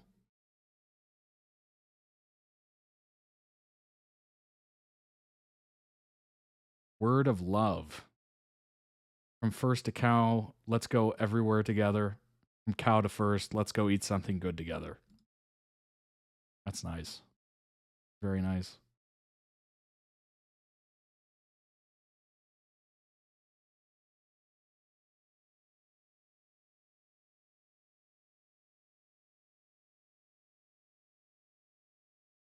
Very cool. Very nice interview. Khao said, I love us. Let's see. I love us so much. Oh, it's like a Clinique event or something? Sponsored by Clinique? Looking fresh. Fresh in the white. All white. That is a look, for sure. I don't know if I trust myself. If I was wearing all white like that, I would probably not do it when I'm about to go eat. First posted, I'm so lucky to have us. That's great. So they posted about the same event. Very cool. Khao in Uni Theater. Whoa.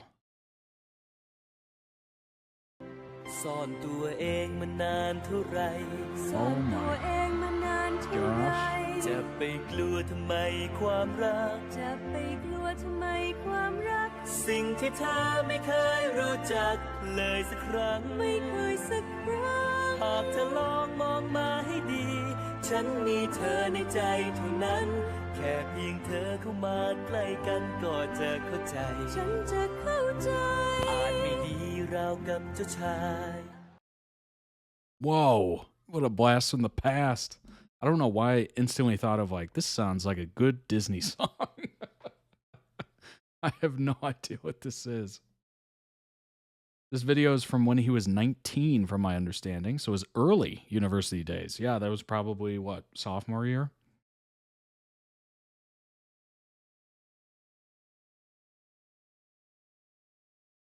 Wasn't a full theatrical show, though. They did these musical numbers for their performance. In a contest, it seems.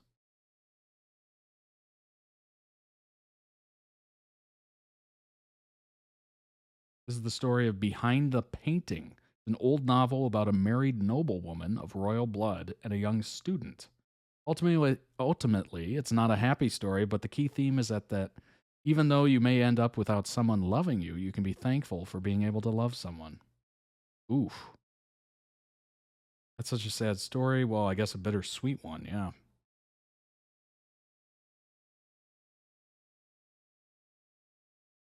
That's wild. Is this a moment of him dancing as well? Oh, doesn't exist. ร้องว่าอะไรหรือพร ซ่อนตัวเอง Maybe Khao is so good an actor because... I wonder if Khao is so good because of his genuine love of First. Because while he was still pretty good in other shows, this longing he gets in his eyes when he's acting opposite First, I don't know if he can replicate that with others. But I don't know. I'm curious to hear what other people might think. What's going on, Megan? Welcome in, welcome in. Sneaking in this morning before class. Oh my gosh.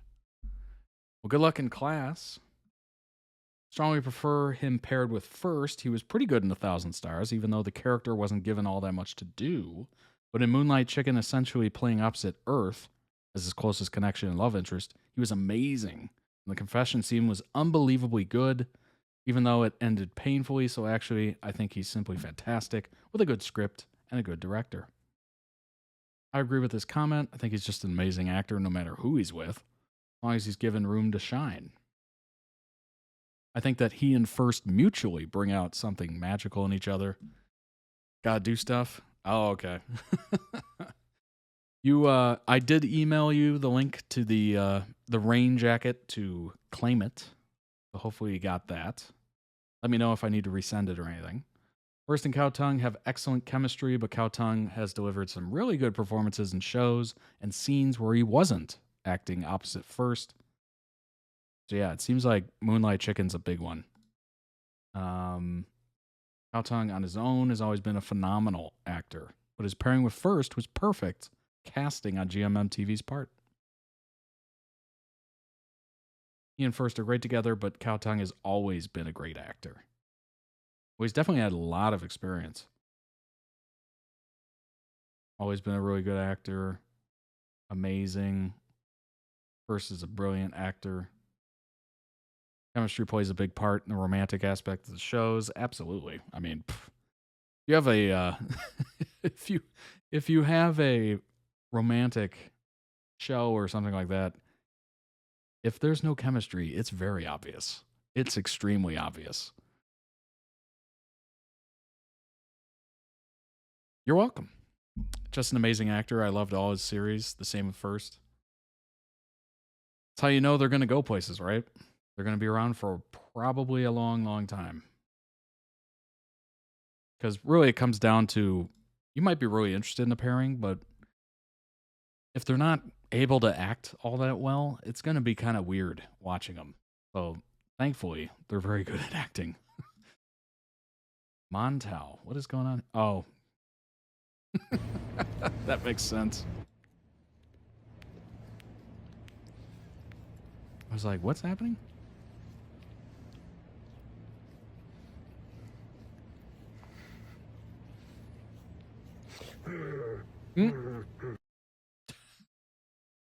I was not expecting the ending. BL Intimacy Workshop. Interesting. BL Workshops. How to work on intimacy with Khao and First. I wanted to post this clip because it gives a fascinating insight into how workshop for BLs work on intimacy. I had no idea this was a thing. Take it easy, Megan. And not just physical intimacy, but emotional intimacy. The actress Ploy, she plays their teacher and is hilariously only they're years older than Khao and First, has been uploading some videos from set. And in the past few days, they've also included scenes of First Khao and Neo Lewis practice during workshops. I highly recommend you watch them. There's quite a lot of footage out there from workshops that focuses on the physical part of the intimacy. Obviously, that look into how each actor's established comfort with each other is super interesting as well. However, what I wanted to highlight with the clip above or below is the fact that emotional intimacy isn't that easy to reach either. First and Khao have been friends for a long time, and yet you can see them getting bashful, shy, embarrassed while having to tell each other, I love you. Parts of the video was translated by on Twitter. Khao said, are you excited? Why do your legs keep shaking? First said, your legs are the ones that keep shaking for real. First said, I love you. Khao said, I love you. First said, I love you too. Khao said, I love you. Asterisk. First, I know it. I don't want to keep looking at his face. I said first. Also encourage you to watch these 2 videos featuring Neil and Lewis because they're fascinating. Their chemistry is so incredibly different. I didn't know they did workshops. I guess it makes sense, right?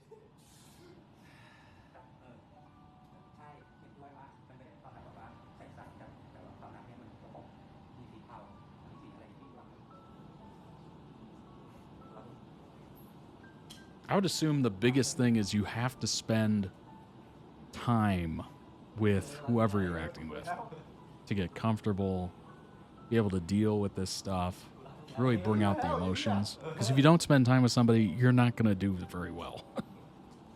It's going to be very awkward, and you're going to be awkward. The audience is going to know it's awkward. So by having that connection, it makes it so much easier.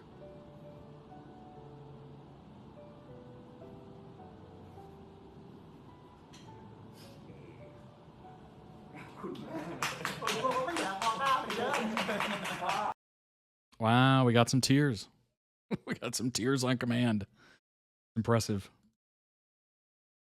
Ship popularity.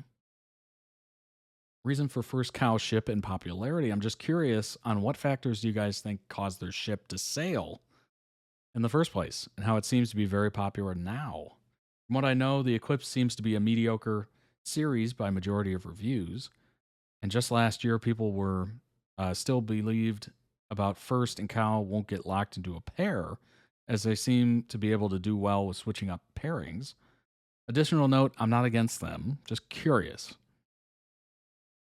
This person said, this is my own personal view, but I think it's their relationship off camera that helped the ship go stratospheric. They have a genuine, wearing their heart on the sleeve, caring relationship, and can't get through interviews without one or both of them ending up in tears. That's very true. We've seen quite a few edits that included crying clips. That's very nice. It's very sweet, you know, being in touch with your emotions and all that good stuff. And the fact that the other person brings that out of you is quite good. That's a good sign. You should start worrying when you don't see that, right? During the workshop periods, you also oftentimes see the actors traveling together and doing stuff. Yeah, that makes sense, right? Spending time together and everything. There's so many people that follow them but have never seen some of their most popular shows. Yeah, I think this is it. The Eclipse was pretty well received at the time, but what we really sealed the deal was their off-screen, genuine closeness. Somebody just said this. Director is the producer of The Eclipse, and he's the only one who chose all this entertainment to work on the show, and First Cow was his first choice for it. What I've noticed is he has a tendency to pair actors who are close friends in real life. It usually works pretty well. Of course, it helps that First and Cow are good actors, but also feel very comfortable and natural in intimate scenes. I believe that their episode of Our Sky 2 had more real kisses than all other OS2 episodes combined. Both exceptional actors who managed to sell The Eclipse, even though the story arc crashed and burned in the last 2 episodes. Hot take. You believe that they're in love, and their skinship always feels totally real and natural. Other huge factor is just how strong their friendship is and how much of their connection comes across in all aspects of content. They've been friends for 7 years, maybe more. And even though they aren't marketing or a particular show, they show up in each other's social media all the time. Clearly enjoy working together. They also both clearly admire the other actor's talent.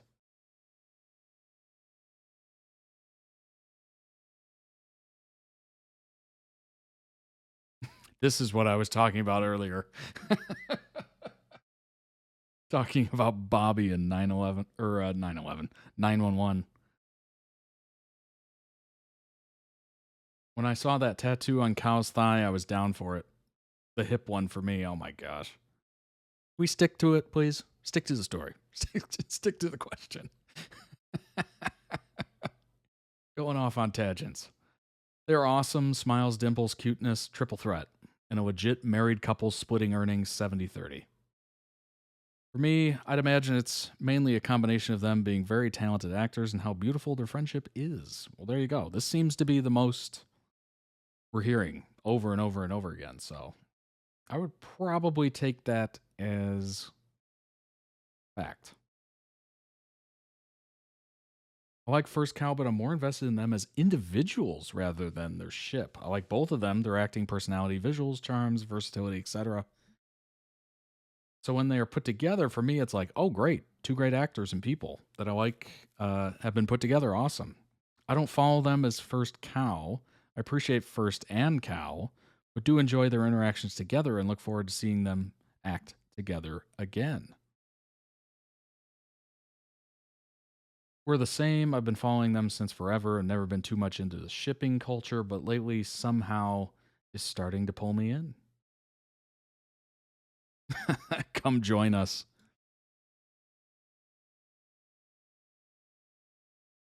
Oh, whoa. How did we get to mature content all of a sudden? What is going on? What is happening? Reddit. Good grief.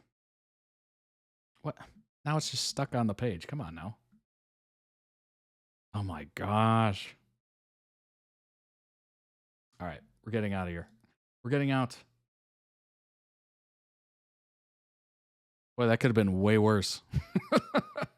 Wouldn't consider myself a diehard stan, but I watched Eclipse, and while I was iffy about the plot, for reasons that have been expounded upon by others, it's undeniable that both of them are great actors and have wonderful chemistry together. So I finished the show for them. That's nice. Chemistry and probably the cow first effect that they give off. Undying love for First was reason enough for me. That's funny. I think they're both aesthetically pleasing and matching. For me, there is absolutely no sizzling chemistry between them, neither on screen or BTS. But they have those comfortable with each other vibes that I find quite endearing. Wow. Interesting.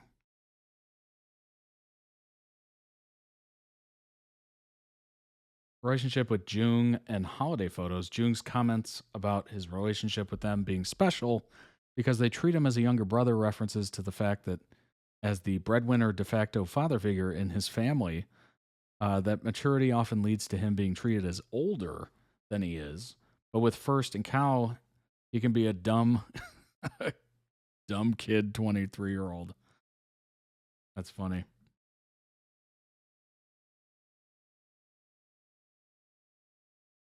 This little trip June took happened in December last year, and it was a little getaway healing trip. They went together for no reason that they bothered to give us. As we know, Jung has become a beloved Nong of First Cow since they started working together in THK. And Jung is obviously a more adventurous soul, so he encouraged First Cow to do new things, hence their boat trip. Needless to say, they had a lot of fun and enjoyed their time together, and I must also say, we even get a very romantic video of First Cow watching the fireworks together as they chatted and laughed. There are some photos and videos of their trip.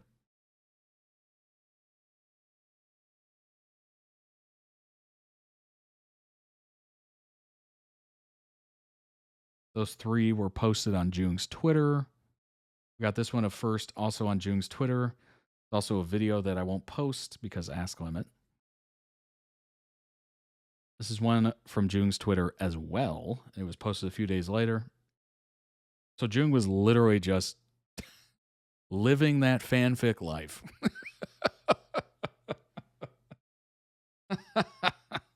That's so funny. Mr. Jung also blessed us with this amazing reel on Instagram. Might I say the most boyfriend thing ever. So well done and so beautiful. Fandom thrived the day he posted this there. Some screenshots I feel are very important to us.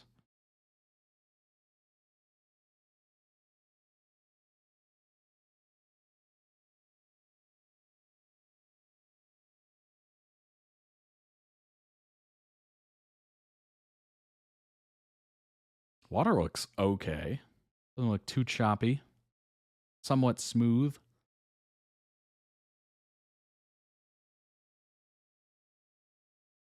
Actually, I don't mind a cloudy day on the river or lake or whatever.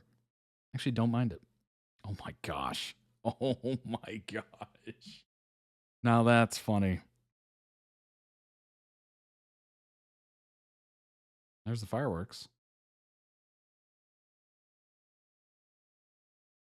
I also have this picture saved, but I have no idea where this is. Jung posted IG stories with First that you can find here. I think that's mostly it. We didn't have a hashtag for it since it wasn't an event. But it was really a fun day for people. I mean, unfortunately, we didn't get the 1 million tweets. Jung wanted to fulfill his promise to pay for a vacation for the four boys to the Maldives, I think it was. But this boat trip was quite remarkable. Hope they get the chance to go on similar adventures, even though they aren't on THK anymore. Still more fan meets, technically, in my book, so maybe. Interesting. I love how Jung is just there to keep it going, you know? The amount of stories and photos and videos and made up like edits, like that's just hilarious. I love that. Cats for Cash pre-production update. ครับของจิมมี่ซีด้วยนะครับก็มีไปรับเชิญเล่นด้วยครับแล้วก็ฝากซีรีส์ Cat for Cash ครับก็กำลังเตรียมกระบวนการเปิดกล้องอยู่ If anyone hasn't seen this translation, I'm also working on the production for Jimmy C's filming right now, my Magic Prophecy, because I'm also guest starring there, so please give me some support.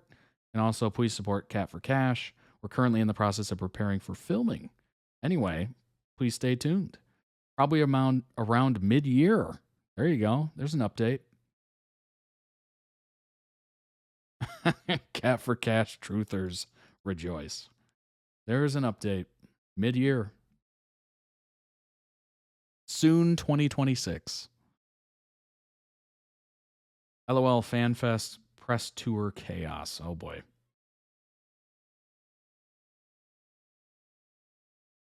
Is it going to load? Maybe? Possibly?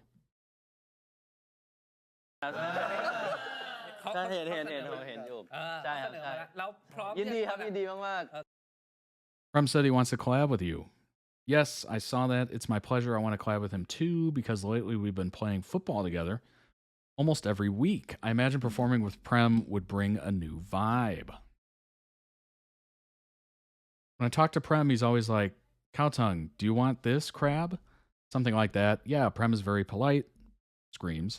What's wrong with you guys? What's wrong with you? What happened? What's wrong with you guys? Ghost ship? Take note. Write that down. Khaotung crab. You should try saying it too. Screams. What's with you two today? I don't know. Khaotung crab. Whoever you want to collab with, can you bring me along too, crab? Try this. Repeat after me. Khaotung crab. Khaotung crab. Whatever Prem can do, I can do too. Whatever Prem can do, I can do too. Okay, so Prem said he wanted to collab with you. What about you? What do you want to collab with? Well, it's Prem. Whoa! Hiding. No, wait. No, I just imagined these two. It works so well. If you look back, I've already collabed with everyone here. Khaotung crab. Whatever Prem can do, I can do too. Not crab. You're just an old dog, right? First? No. Tell him you've always have first in your heart. I'm just kidding. 3 new collaborations bring new experiences. Right? But you gotta admit, this old dog still gets jealous of his owner. Ah. The old dog Jung said is a dynamic, not old like age, but more like the previous dog or puppy. Just like what Sunshine and Sunshine Protector thing is, this one is the owner and an old dog puppy. Oh my gosh. That seems like it went off the rails so fast.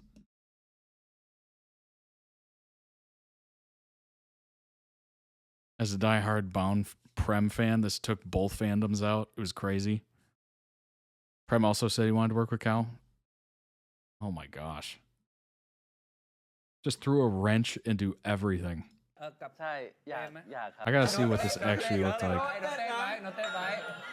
เขาตังครับไหนพูดสิเฮ้ยแกสองคนทำอะไรกันอ่ะเพื่อนไม่รู้เขาตังครับจะไปคอลแลบกับใครพาไปด้วยได้ไหมครับ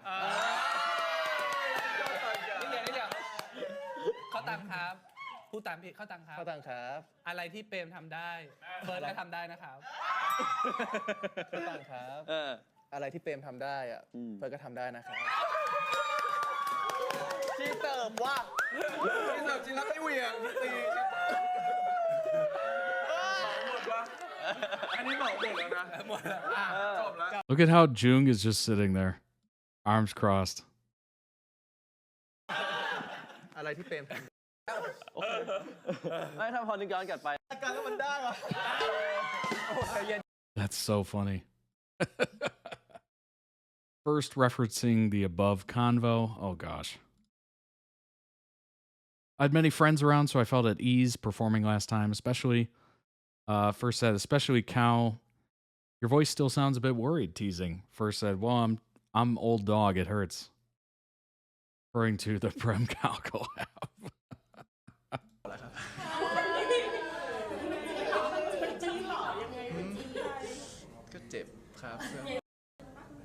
Oh no. Khaotung, come get your man. I'm desperate to get your attention. โดยเฉพาะข้าวต้ม Oh my gosh. If Prem can do it, I can do it too. He'll never shut up about it. Still bitter. That's so funny.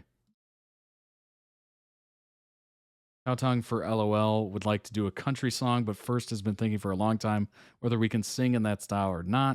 He's more of a rock type, but at the end he says, if Khaotung wants to do it, I can do it.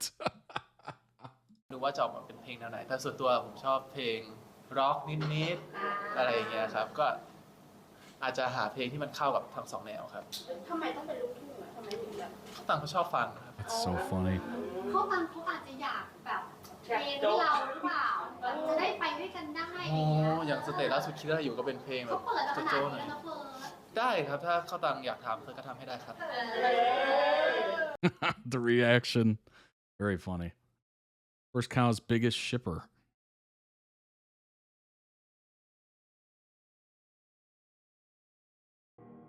I'm dead. That's so funny.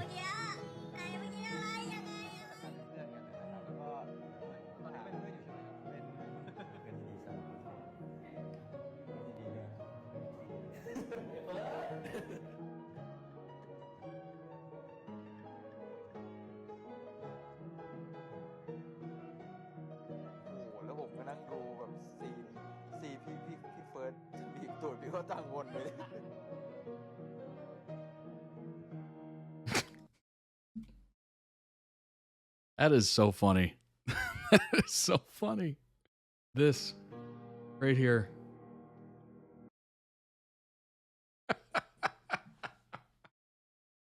It's so funny because I guarantee if you swap positions with him, the exact same expression would be true. Like Jung is like living that fan life, but he just has access to it. That is so funny. That is so freaking funny. Oh my gosh. All right, let's hop into the next one. It is Stray Kids suspects everyone as the liar. This is the Spot the Liar interview. K-pop on Spotify. Let's go ahead and jump into this. This will be, I'm assuming this is going to be very funny. That's why I picked this to end with. I'm assuming it's going to be quite good. All right, I think we'll get it in the proper position there, and let's go. 제가 본 사람들 중에 그래도 제일 좀 책임감이 좀 강한 아 현진이라니까 나 이거 믿어봐 진짜 얘 나한테 거짓말 못하는 애야 아니 진짜 Or so we thought. Just instantly into the chaos. 그치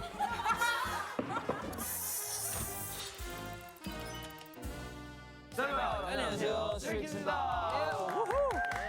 저희 스트레이키즈가 새 앨범 8와 함께 스포티파이를 찾아왔습니다. 여러분 오늘은 저희가 스포티파이에 긴장감 끝판왕이라는 인터뷰가 있다고 해서 왔잖아요. 네, 맞습니다. 바로 스팟더 라이어 인터뷰인데요. 여러분, 스팟더 라이어 인터뷰가 뭔지 아시나요? 그럼요. 우리 멤버들 중 누군가 라이어가 되어 다른 멤버들을 소개하는 인터뷰잖아요. 나 거짓말 못하는데. 벌써부터 흥미로운데 혹시 나 라이어 게임 This 자신 would be 있다 하는 difficult. 그런 멤버 있어? 저요. 또 라이어 게임 하면 바로 저죠. 오늘도 역시나 저의 활약 기대해주세요. 오케이, 좋습니다. 그럼 바로 시작해볼까요? 스트레이키즈의 스포티파이 라이어 인터뷰 지금 바로 시작합니다. Each member picks up a question card. There's one blank question card, and the member who picks it is the liar. When the interview begins, the members will read each and answer their question cards. The liar must make up questions to trick the other members. After going around once, the group will pick the member whom they think is the liar. Stray Kids Spot the Liar interview will begin now. Sit around the round table and pick a card in the center. Yo. Check your card. Please close your eyes and put your head down. Liar, please look up and reveal yourself. Your identity has been checked. Members, you may raise your heads now. Please begin figuring out who the liar is. Wait a minute, did somebody pick up their head? Please begin figuring. Whoa. Your identity has been checked. Members, you may Oh, they raise didn't your show us, heads okay. now. Please begin I was figuring like, wait, out what? who Did the I miss liar it? is. 들켰다. 최근 멤버들이 가장 자랑스러웠던 적은 항상 자랑스럽지. 라이어다. He's the liar. 그냥 라이어인데? 그냥 라이어다. 나 오늘 아침에도 너희 모습을 보고 참 자랑스러웠단다. 라이어다. 역시. 앨범 준비를 하면서 이제 촬영 같은 걸 좀 많이 할 때 멋진 작품을 위해서 이렇게 한 것 같았어요. 라이어다. 형 끝난 거 아니에요? 질문 만드는데 지금?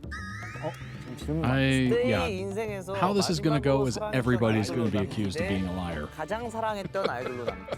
가장 사랑했던 Immediately. 저는 마지막으로 사랑했던 아이돌로 남을래요. 일단 마지막이 저면은 저를 더 좋아하게 만들면 되지 않을까요? 역시.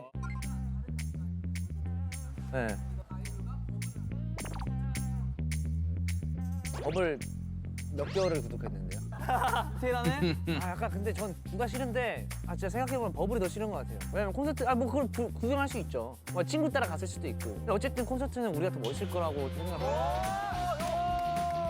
별로 그거에 대한 막 동료는 없는데 버블은 살짝 진짜 뭔가 바람피는 느낌? 거슬리구나. 네. 2024년이 벌써 절반이나 지났는데 올해 이룬 목표가 있나요? 그리고 아직 이루지 못한 목표가 있다면 무엇인가요? 저는 이루지 못했습니다. 뭔데? 목표가 뭔데요? 우리 형님들과 여행을 가는 것이었는데 아직 이루지 못했습니다. 여기 가자. 가야지. 가자. 스케줄 빼주십시오. 오늘 늦지 않았어. 가자. 연습생 때부터 데뷔 후까지 JYP가 해준 말 중 가장 기억에 남는 말이 있다면 뭐 있었는데. 형 미리 생각해놨어야죠. 질문을 생각하느라고 답을 생각을 못한 거 아니에요? 너 진짜 예리한데? 다시 한번 읽어주세요 질문. 똑같이 나 볼까? 연습생 때부터 데뷔 후까지 JYP가 해준 말 중 기억에 남는 말들 중 아니었어? 그냥 그건 거 같아요. 그냥 지금 하던 대로 계속 해라. 네, 존중을 해주셨습니다. 리스펙 해주셔서. 스키즈 보러 가려고 회사에 연차 쓸 건데 사유에 뭐라고 쓰면 좋을지 추천해 주세요. 데이트 있음. 휴가의 사유를 휴가 내는 게 사유를. Although the computer's like, you should update your software right now. No. 말을 못해. 여러분 당당하게 말하세요. 스트레이키즈를 보러 간다, 팀장님아. 그러다가 막 전광판에 얼굴 잡혀가지고 팀장님이 보면 어쩌려고. Oh, jeez. 맞아. 그게 더 무서워. 맞아. 데리고 가. 같이 보러 가자. 같이 보러 There you go. 입덕하자. Enter the fandom. 타이틀곡에서 이건 내가 찢었다 하는 거는 질문이 너무 무난해. 너무 생각하기 쉬운 질문인데? 너 문제를 그거 정도밖에 생각 못했어? 참. 그 정도밖에 생각 못하는 거야? 야 라이어 할 거면 똑바로 해. 이번 타이틀곡에서 내가 찢었다 생각하는 거는 머리카락 살짝 찢긴 했어요.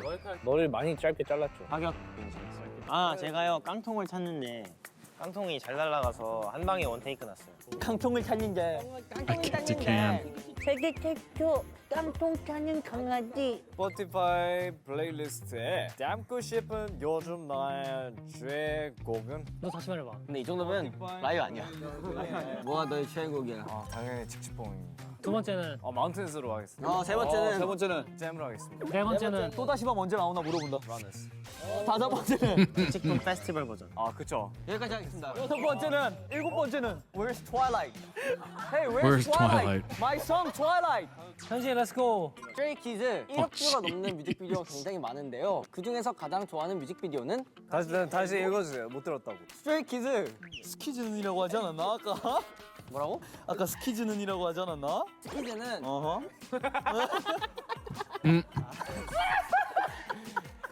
귀 얇은 거 봐. 아이고야. 귀 빨개졌다. 귀 빨개졌다. 스키즈는 1억 뷰 넘는 뮤직비디오가 굉장히 많은데요. 그 중에서 가장 좋아하는 뮤직비디오는? 현진 뭐가 가장 마음에 들어요? 저 신메뉴. 신메뉴가 스트레이키즈의 시작점입니다. God's menu is the starting point. 현진이요. 현진이요? 나 진짜 아님. 나 서창빈. 나 서창빈. 너 질문 뭐였어? 다시 읽어봐. 읽어봐. 뭐 먹고 싶나요? 현진이라니까 나 이걸 믿어봐 진짜. 얘 나한테 거짓말 못하는 애야. 아니야, 진짜 내가 봤을 때 아니야. 현진이는 내가 확실하게 얘기해줄게. That's an interesting one. Trying to remember the question you made up. 스트레이키즈라고 써있어. How good is your memory? 바꾸라 해서 바꾼 거야. Oh, 야, 김승민 넌 뭐였어? 칙칙봉에서 이건 내가 찢었다 하는 거죠. 아, 쟤야. 너무 무난해. 이거 김승민이야. 너무 무난해. 그러니까. 승민이 아니야. 진짜 승민이 아니야. 내가 봤을 때 서창민이야. 저 자꾸 이렇게 남 몰아가는 거. 진짜 승민이 아니야. 제발 나 좀 믿어봐. 그럼 그 옆에 방찬. 왜 나요? 저 현진이에요. 저 현진. 황현진 씨로 하겠습니다. 저도 족제비요. 예. who do you think it is? 아니라니까. 아니라니요. 올라가자. 진짜 아니야? 나 진짜 아니야. 진짜 믿어도 돼? 찬이 형 질문은 너무 개인적이었어. 그러니까 왜 내가 받는지 모르겠어. 형은 너무 개인적인 질문 스스로 꾸며냈어요. 형 할게요. 저 서창민 할게요. 저렇게 계속 남을 몰아가는 그 라이어를 의심받을 만한 행동이었어요. 저도 창빈 하겠습니다. 나도 서창빈이요. 난 아니야. 왜? 난 절대 아니야. 난 여러분들한테 거짓말을 할 수 없어. 지금도 거짓말 치고 있는데? Could never lie to all of you. 진짜 나 아니야. 내가 아닌데 무슨 이유가 있어? 저도 진짜 아닙니다. 이럴 때. 저 여유 있는 거만한 표정 진짜 귀여워. 자, 다음 셋 하면 해. 너다. Ooh, interesting. 저는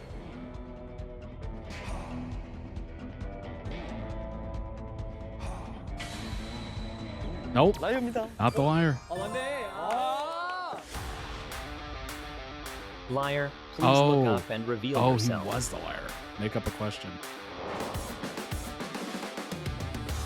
I thought it was just gonna be blank. 나이스. 저 서창빈만 아니면 할 수 있을 것 같은데 맨날 서창빈. 예, 라이어 벌칙. 라이어 벌칙 가렸나 봐. 귀여워. 얘가 이런 거 전문이다 또. Was that Ratatouille? Is that Remy? Yeah. 선생님 질문 신박했지? 괜찮았지 1억 뷰. 은근슬쩍 약간 That's so funny that I literally talked about that before.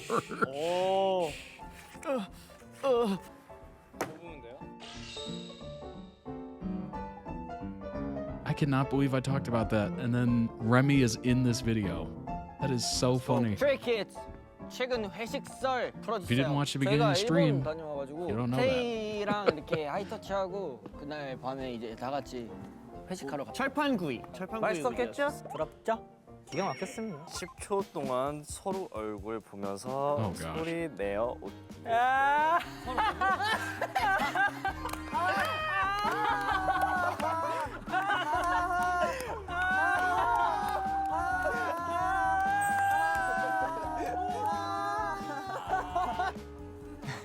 제가 질문하고 싶어요. 무슨 상황이죠?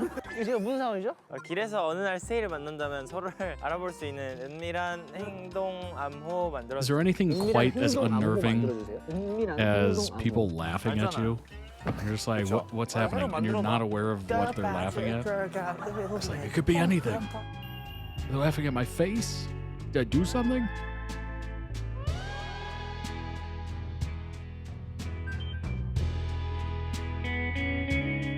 되게 상황 어색하겠다. 되게 That'd be so 어색하겠다. awkward. 나 했는데 아니면 어떡해? 아니 뭐. 이런 거 하시고 자연스럽게. 하는 거지 그냥. 많은 선후배 동료들이 같이 챌린지하고 싶은 아티스트로 스트레이키즈를 뽑았는데 나야 아니다 이거. 이번 타이틀곡의 챌린지 안무를 창빈이 형이 살짝 보여주세요. 지명이야? 멍치지 마. 내가 이걸 보여줄 수는 없잖아. 네가 어떻게 알아? 진짜 써져 있다고. 뭐 그냥 제일 좀 할만한 거를 할게요. 붐, 붐, 칙. 안돼. 나요다. 칙, 칙, 붐, bom. 멋지다. 은근 어려워. 이번 수록곡 Started 중 off strong, but 제일 어려웠던 곡은 finished it. 너무 무난한데 질문이? 이거 아닌 것 같은데? 질문이 너무 무난한데? 아 너무 쉽다. 왜냐면 이런 재미없는 질문을 해주실 작가님들이 아니에요. 그러니까. 만약에 라이브 아니면. 그러니까 라이어 아니면 어떡하려고. 그럼 좀 심각하죠. 그럼 바로 사과하자. 그럼 좀 큰일이 나는 거지. 오케이 찬이 형 그래서 뭐 있어요? 찬이 형한테 다 쉽지 않을까요? 찬이 형은 천재 리더 방찬이잖아요. He's our genius leader. 제일 오래 걸렸던 게 잼이었던 것 같아요. 잼 진짜 오래 걸렸지. 랩 진짜 어려웠어. 근데 칙칙붐이 제일 빨랐던 것 같고 잼이 제일 길었던 것 같아요. 칙칙붐은 좀 오래 걸릴 줄 알았는데 근데 멤버들이 곡 분위기랑 그런 느낌적인 부분들 너무 잘 살려서 예인이다. 세상에 사랑이라는 말이 없어진다면 스테이에게 사랑을 어떻게 표현할 건가요? Oh. 좋아한다. 낸이 좋아한다. 마라탕 사주라. 낸이 좋아한다. 삶의 잼을 읽어봐. 없잖아. 뭘 Can't 읽어? see ya. 오. 거꾸로 뒤집었는데? Oh.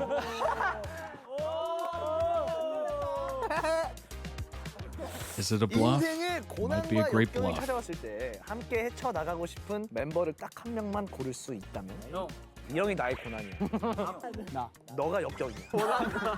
안녕 고난아. 하이 내 이름은 고난. 나는 역경. 저 찬이 형이요. I'm adversity. 제가 본 사람들 중에 그래도 제일 좀 책임감이 좀 강해요. 그래서 맡은 바를 잘 책임지고 일을 잘할 것 같습니다. 고난과 역경이 있어서 좀 솔루션을 같이 찾아가는데 좀 형이기도 하니까 좀 더 도움이 되지 않을까라는 생각을 합니다. 근데 재미는 없을 것 같아요. 나도 형인데. 이번 활동에 임한 각오를 말해주세요. 좀 짧다? 이번 활동에 임하는 각오를 말해달라고? 아니야 그런 걸 생각하셨을 분들이 아니야. 이번 활동에 임한 각오. 형 다리 왜 이렇게 떨지? 이번 활동에 임할 각오야? 임할 각오. 아이. 임할. Oh. Oh. Oh no. 이번 활동에 임할 각오를 말해주세요라고 써 있어. 뭐 각 잡고 준비한 뭐 이 앨범 잘 열심히 파이팅 해보시죠. 끝이야? 끝이야. Oh no. Oh no. I think we know where this is going. 그냥 느낌이 글로 It's 가요. Lino. 그 리노 형이요. 사실 아까부터 좀 긴장감이 있게 뭔가 행동을 한 것 같아서. 저는 IN이요. 그냥 뭔가 계속 수상해요. 아니, 전판에는 말이 많았는데 이번 판에는 말도 안 하고. 너 이거 좀 귀에 빨개졌지? 또요? 저는 찬이 형이요. Or was it all a ploy 뭔가 to make 되게 it seem 너무 like he was a 궁금하지 liar? 않아요? 형 말에 이제 작가님들이 이런 걸 썼을 리가 없다. 우리 작가님들은 이렇게 단순한 걸 이렇게 고르게 할 리가 없어. 우리 작가님들은 말이야. 아닐 수도 있어. 단정 짓지 마. 저 이엔이로 갈게요. 내가 의심을 받다니. 저는 리노 형으로 가겠습니다. 이 말 가고? 굳이 질문이 있었어야 했을까? 이 질문하는 작가님은 마음의 상처를. 야 이거 작가님들. I gotta go Lino. 잠깐 왜 우시죠? Pretty sure. 괜찮으세요? 여러분 지금 이 질문은 말이죠. 엔딩 때 무조건 할 거란 말이죠. 잠시만 안돼 아니야 찬이 형이 그거야만 해. 리노 형이 되면 내가 작가님한테 되게 미안해지잖아. 찬이 형이 되면 내가 미안해져. 녹음이 제일 어려웠던 곡은 질문이 너무 무난한데? 이번 활동에 임하는 각오를 말해달라고? 아니야 그런 걸 생각하셨을 분들이 아니야. 만약에 라이브 아니면. 그러니까 라이어 아니면 어떡하려고. 그럼 좀 심각하죠. 누구의 싸움인가? 난 미안하단 말이야. 나는 리노를 고르겠어. 나 아니라니까. 형 아니야? 저는 여기서 이엔이를 선동한 김승민이 약간. 이엔인가? 왜냐면 나도 생각해보니까 얘가 봐봐. 애들이 다 나를 몰아가는데 이엔이한테 그냥 했잖아 이거를. 왜냐면 내가 지를 몰 수 있는 걸 아는 거야. 나도 바꿀래요. 근데 승리 질문이 너무 아니야, 승리 아니야, 승리 아니야. 아니라고 찬이 형이라고. 저는 아이엔으로 바꾸고 있어. 찬이 형이야. Wow, Lino happened to turn that completely around. 리노 형이다. 야, 리노 형이다. 리노 형이야. 진짜. That was impressive. 나 한번 믿어봐. 아, 나 방금 리노 형 눈에서 진짜 거짓말을 한다는 걸 딱 봤어, 그냥. 거짓말을 존나 뚝바뚝 해버리네. 다시 한번 읽어드릴게요.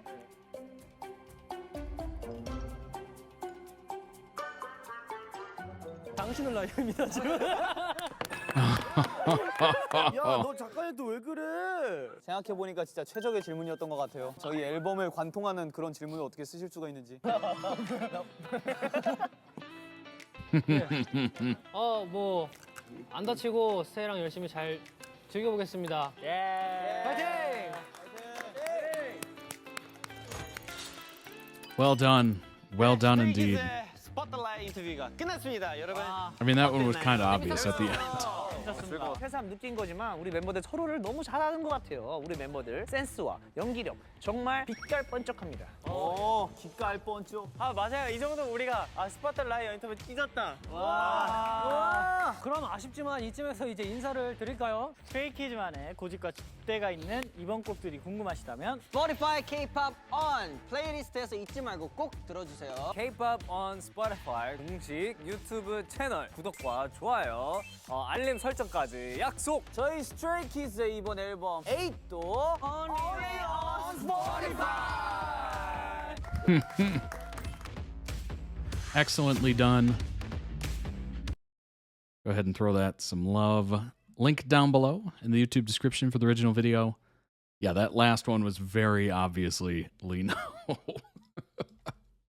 It's not good when you screw up the question and then you try to read it again and then you definitely screw up the question. But yeah, that was very funny.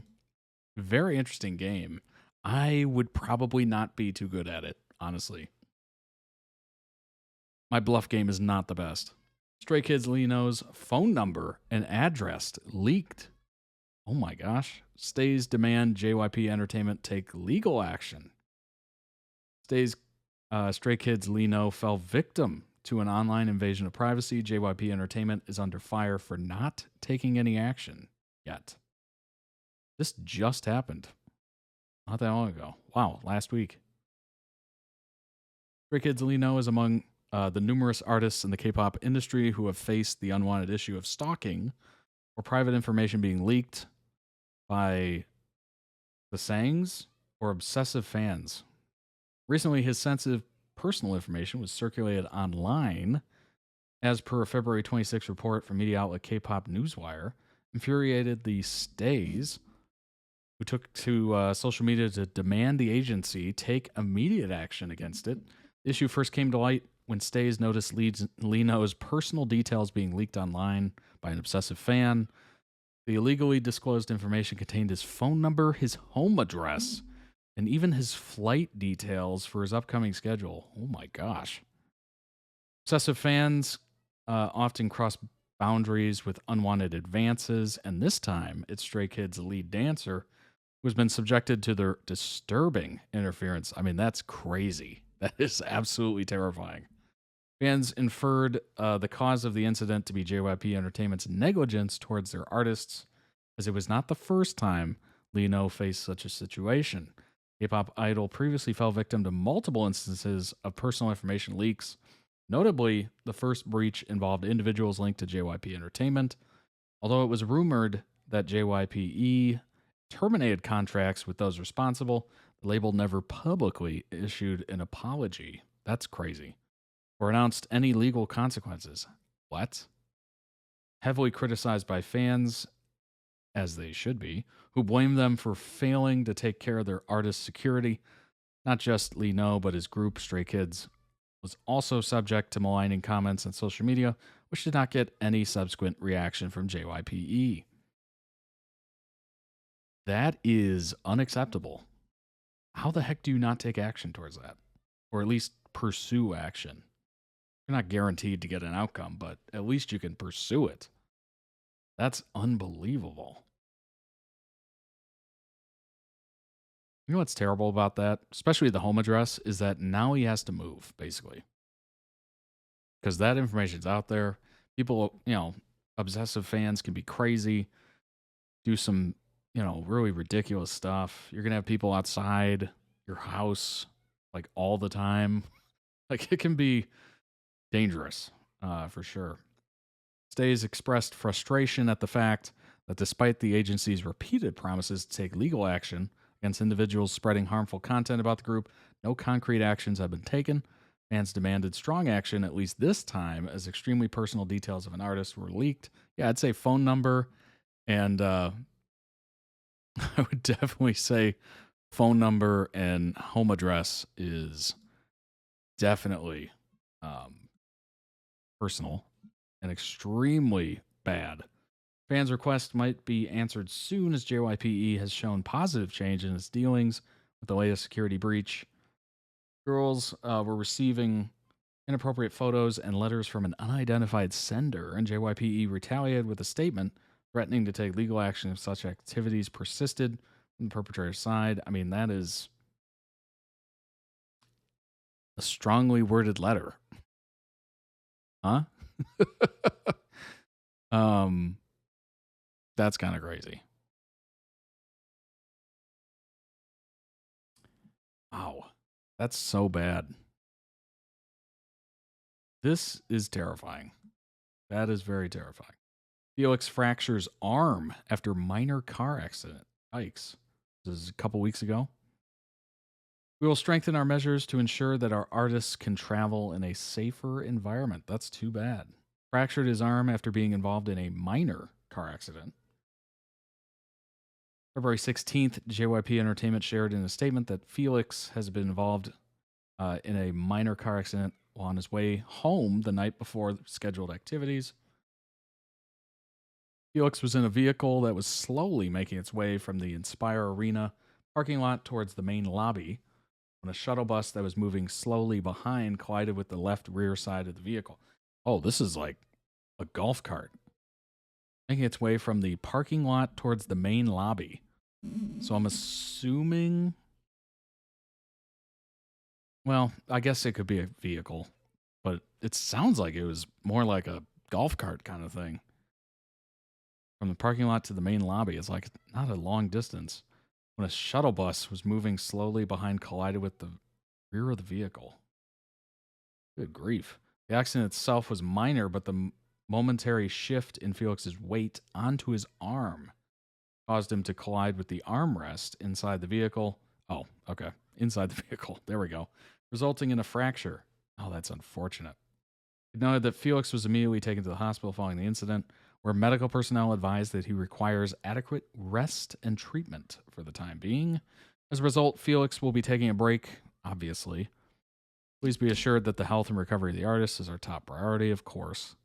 We'll strengthen our measures to ensure that our artist can travel in a safer environment. Kind of weird how they refer to him as artist and not the name. That's a little odd. Another Stray Kids news, the K-pop boy band recently added new shows to their ongoing 2024-2025 Dominate World Tour. Nice. Adding further dates to their stops in Texas, Madrid, on top of new shows in Japan. Nice. And a final European date in Rome this July. Dang, that's too bad for Felix.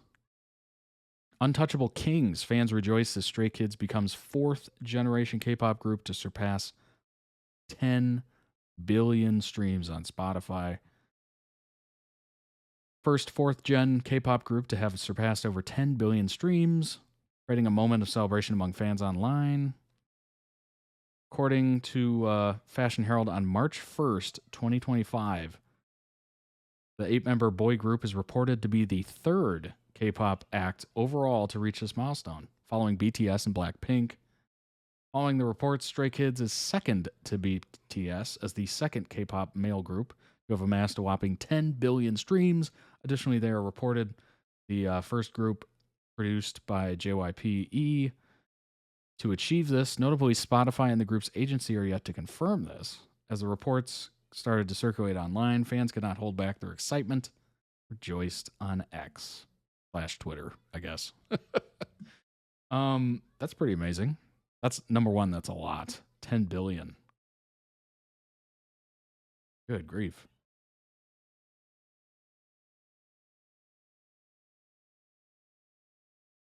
Yeah, before I had heard of any like K-pop or anything like that, I had heard of course, BTS and Blackpink.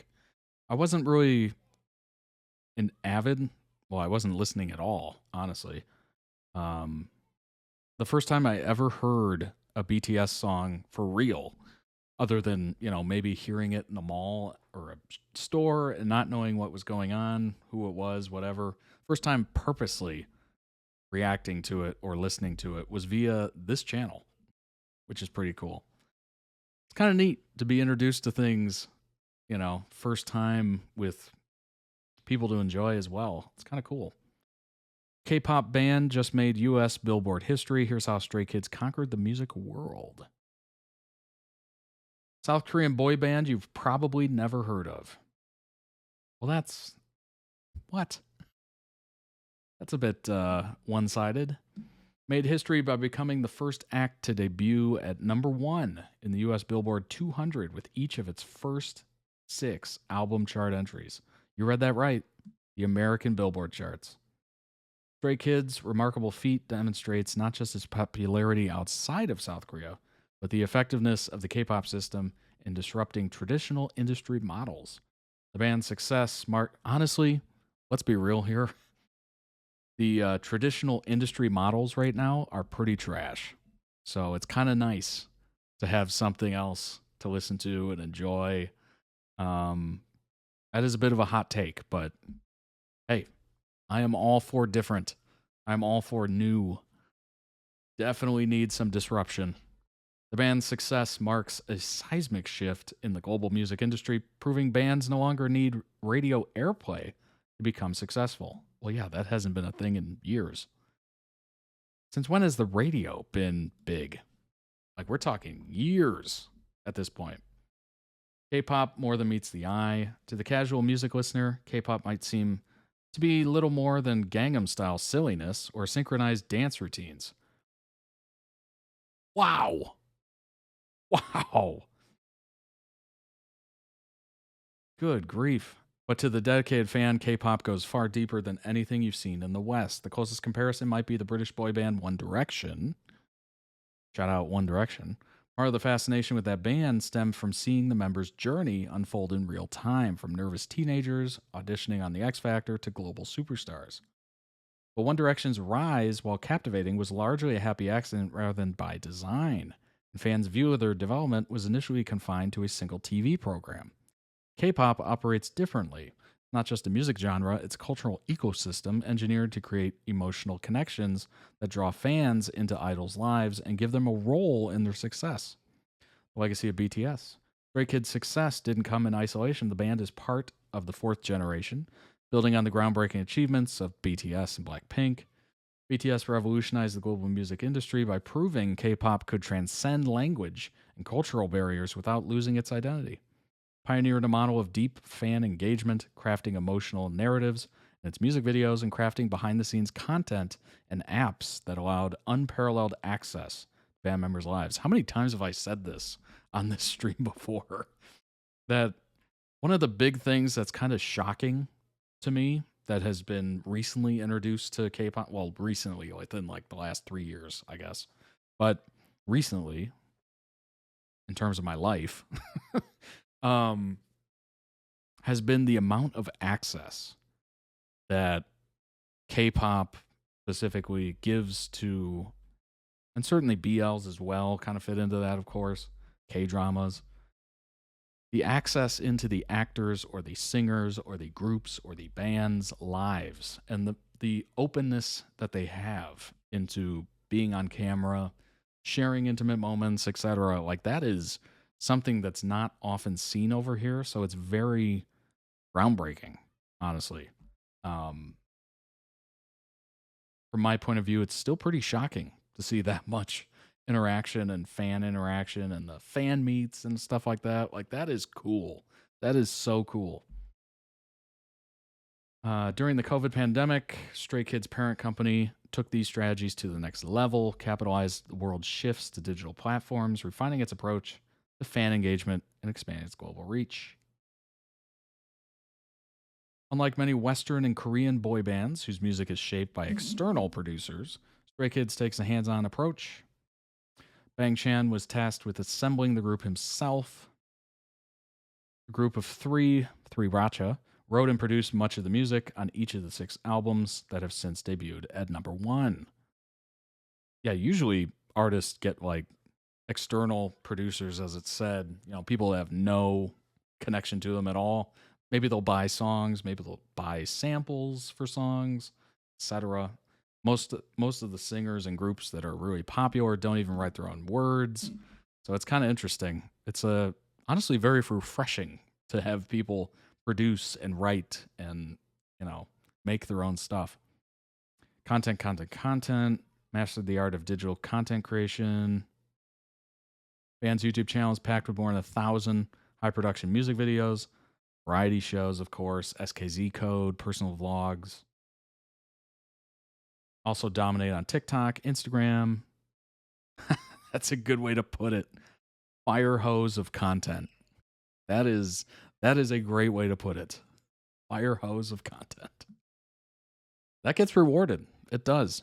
Fans are shown so many sides of each member, it becomes almost impossible to not feel invested in their lives. Yeah, that's definitely true. Content strategies designed to foster powerful parasocial relationships. Yes. One-sided yet emotionally significant connections in which fans feel like they truly know the members. Stay effect. Fans as partners in success.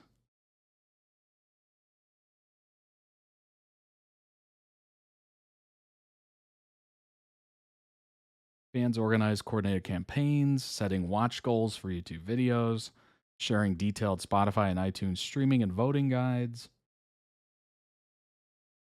Stays amplify Stray Kids' online presence by creating and sharing fan-made content, which literally I react to every time I stream, that attract hundreds of thousands of views. Stray Kids actively encourages these grassroots efforts. Interactive live streams, fan events, specialized fan apps such as Bubble.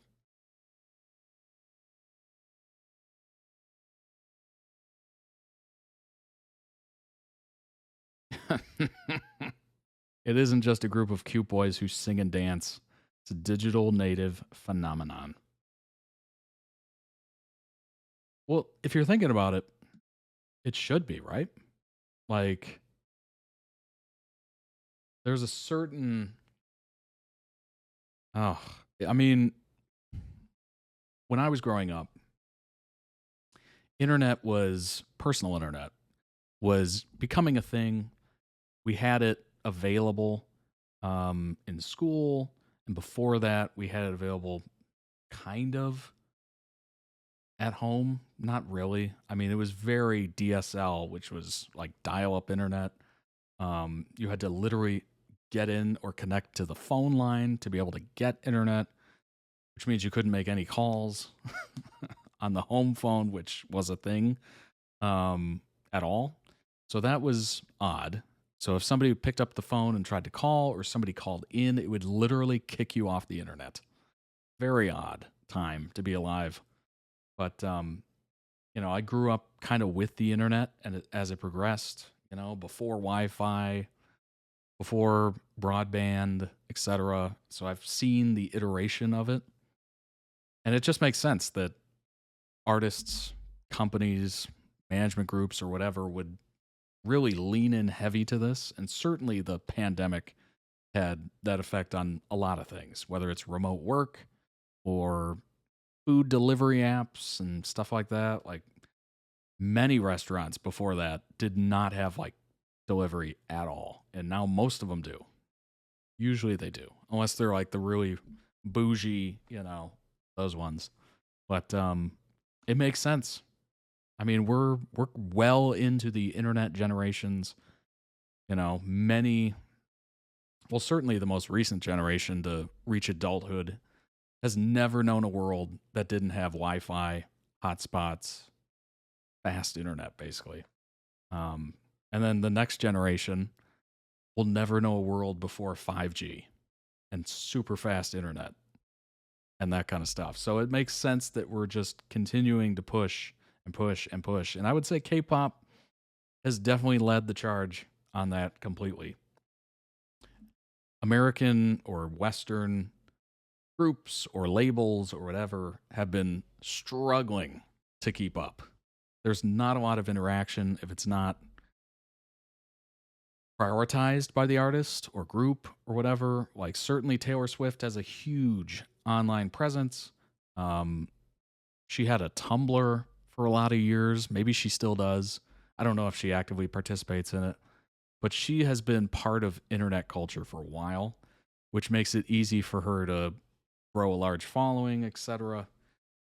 And then there's a lot of groups that have barely any internet exposure at all. And you're just like, I understand the privacy aspect of it, of course. Like, some people do have a lot of expectations for privacy and whatnot and want to keep it that way. But you're also making a choice there to limit yourself quite a bit in today's day and age. Like, you're really setting yourself up for not quite reaching the heights that you could. So I would expect Stray Kids and K-pop to continue to grow. I think it's going to be the majority industry, I'm assuming, in most of the world, like if it's not already. And either Western labels and artists are going to adapt to it or they are going to fade. Up to them, honestly. I think they're probably going to adapt to it. It's just a couple years too late. But they will be doing it. Maybe not to the same extent, like apps and stuff like that, but maybe. Maybe. I mean, they have the blueprint, right? The blueprint's right there in front of you. Might as well just copy it. I don't know if they will. Maybe they're too stubborn, but not sure. I hope you enjoyed it. Thanks for checking it out. The stream has been lovely. Great videos, as always, by the ToddReacts.com members. I appreciate it greatly. If you'd like to request your own and guide us here, you can certainly do so. ToddReacts.com. Season and series tiers. Check out the merch. Join the Discord. Join the conversation. Totally free. It's a lot of great people in there. Over 200. Enjoying each other's company and conversations. It's awesome. It is truly cool. It is one of the coolest communities I've ever been a part of. And I'm not just saying that. I'm glad I chose to do it. I just had this feeling like, all these people come together in the comments. And the comments on YouTube are like, it's great for like a one little thought and then maybe a response to it. But chances are that conversation kind of dies out, like right there. So it's nice to be able to have like long-term conversations. You can start to understand people's humor and stuff like that. And you can post a meme and be like, I knew you'd love that. That kind of stuff. Like, you get to a little rapport with your fellow viewer, which is awesome. It's so cool. So join us on there. I will see you on there. Follow the Twitch channel if you haven't, if you'd like to watch live. Subscribe to the YouTube channel, please, and thank you. It's nice to see that number go up. It just, kind of reaffirms that I'm doing the right thing here. I appreciate it greatly. Please help me. And yeah, I hope you have a tremendous rest of your week. I will see you all on Friday for a lovely kickoff to your weekend. And we react to more member requested videos as we journey around the internet, one member requested video at a time. Take care of yourselves. Have fun this week. Good luck. Work and school, whatever. And I will see you soon. Bye-bye, everybody.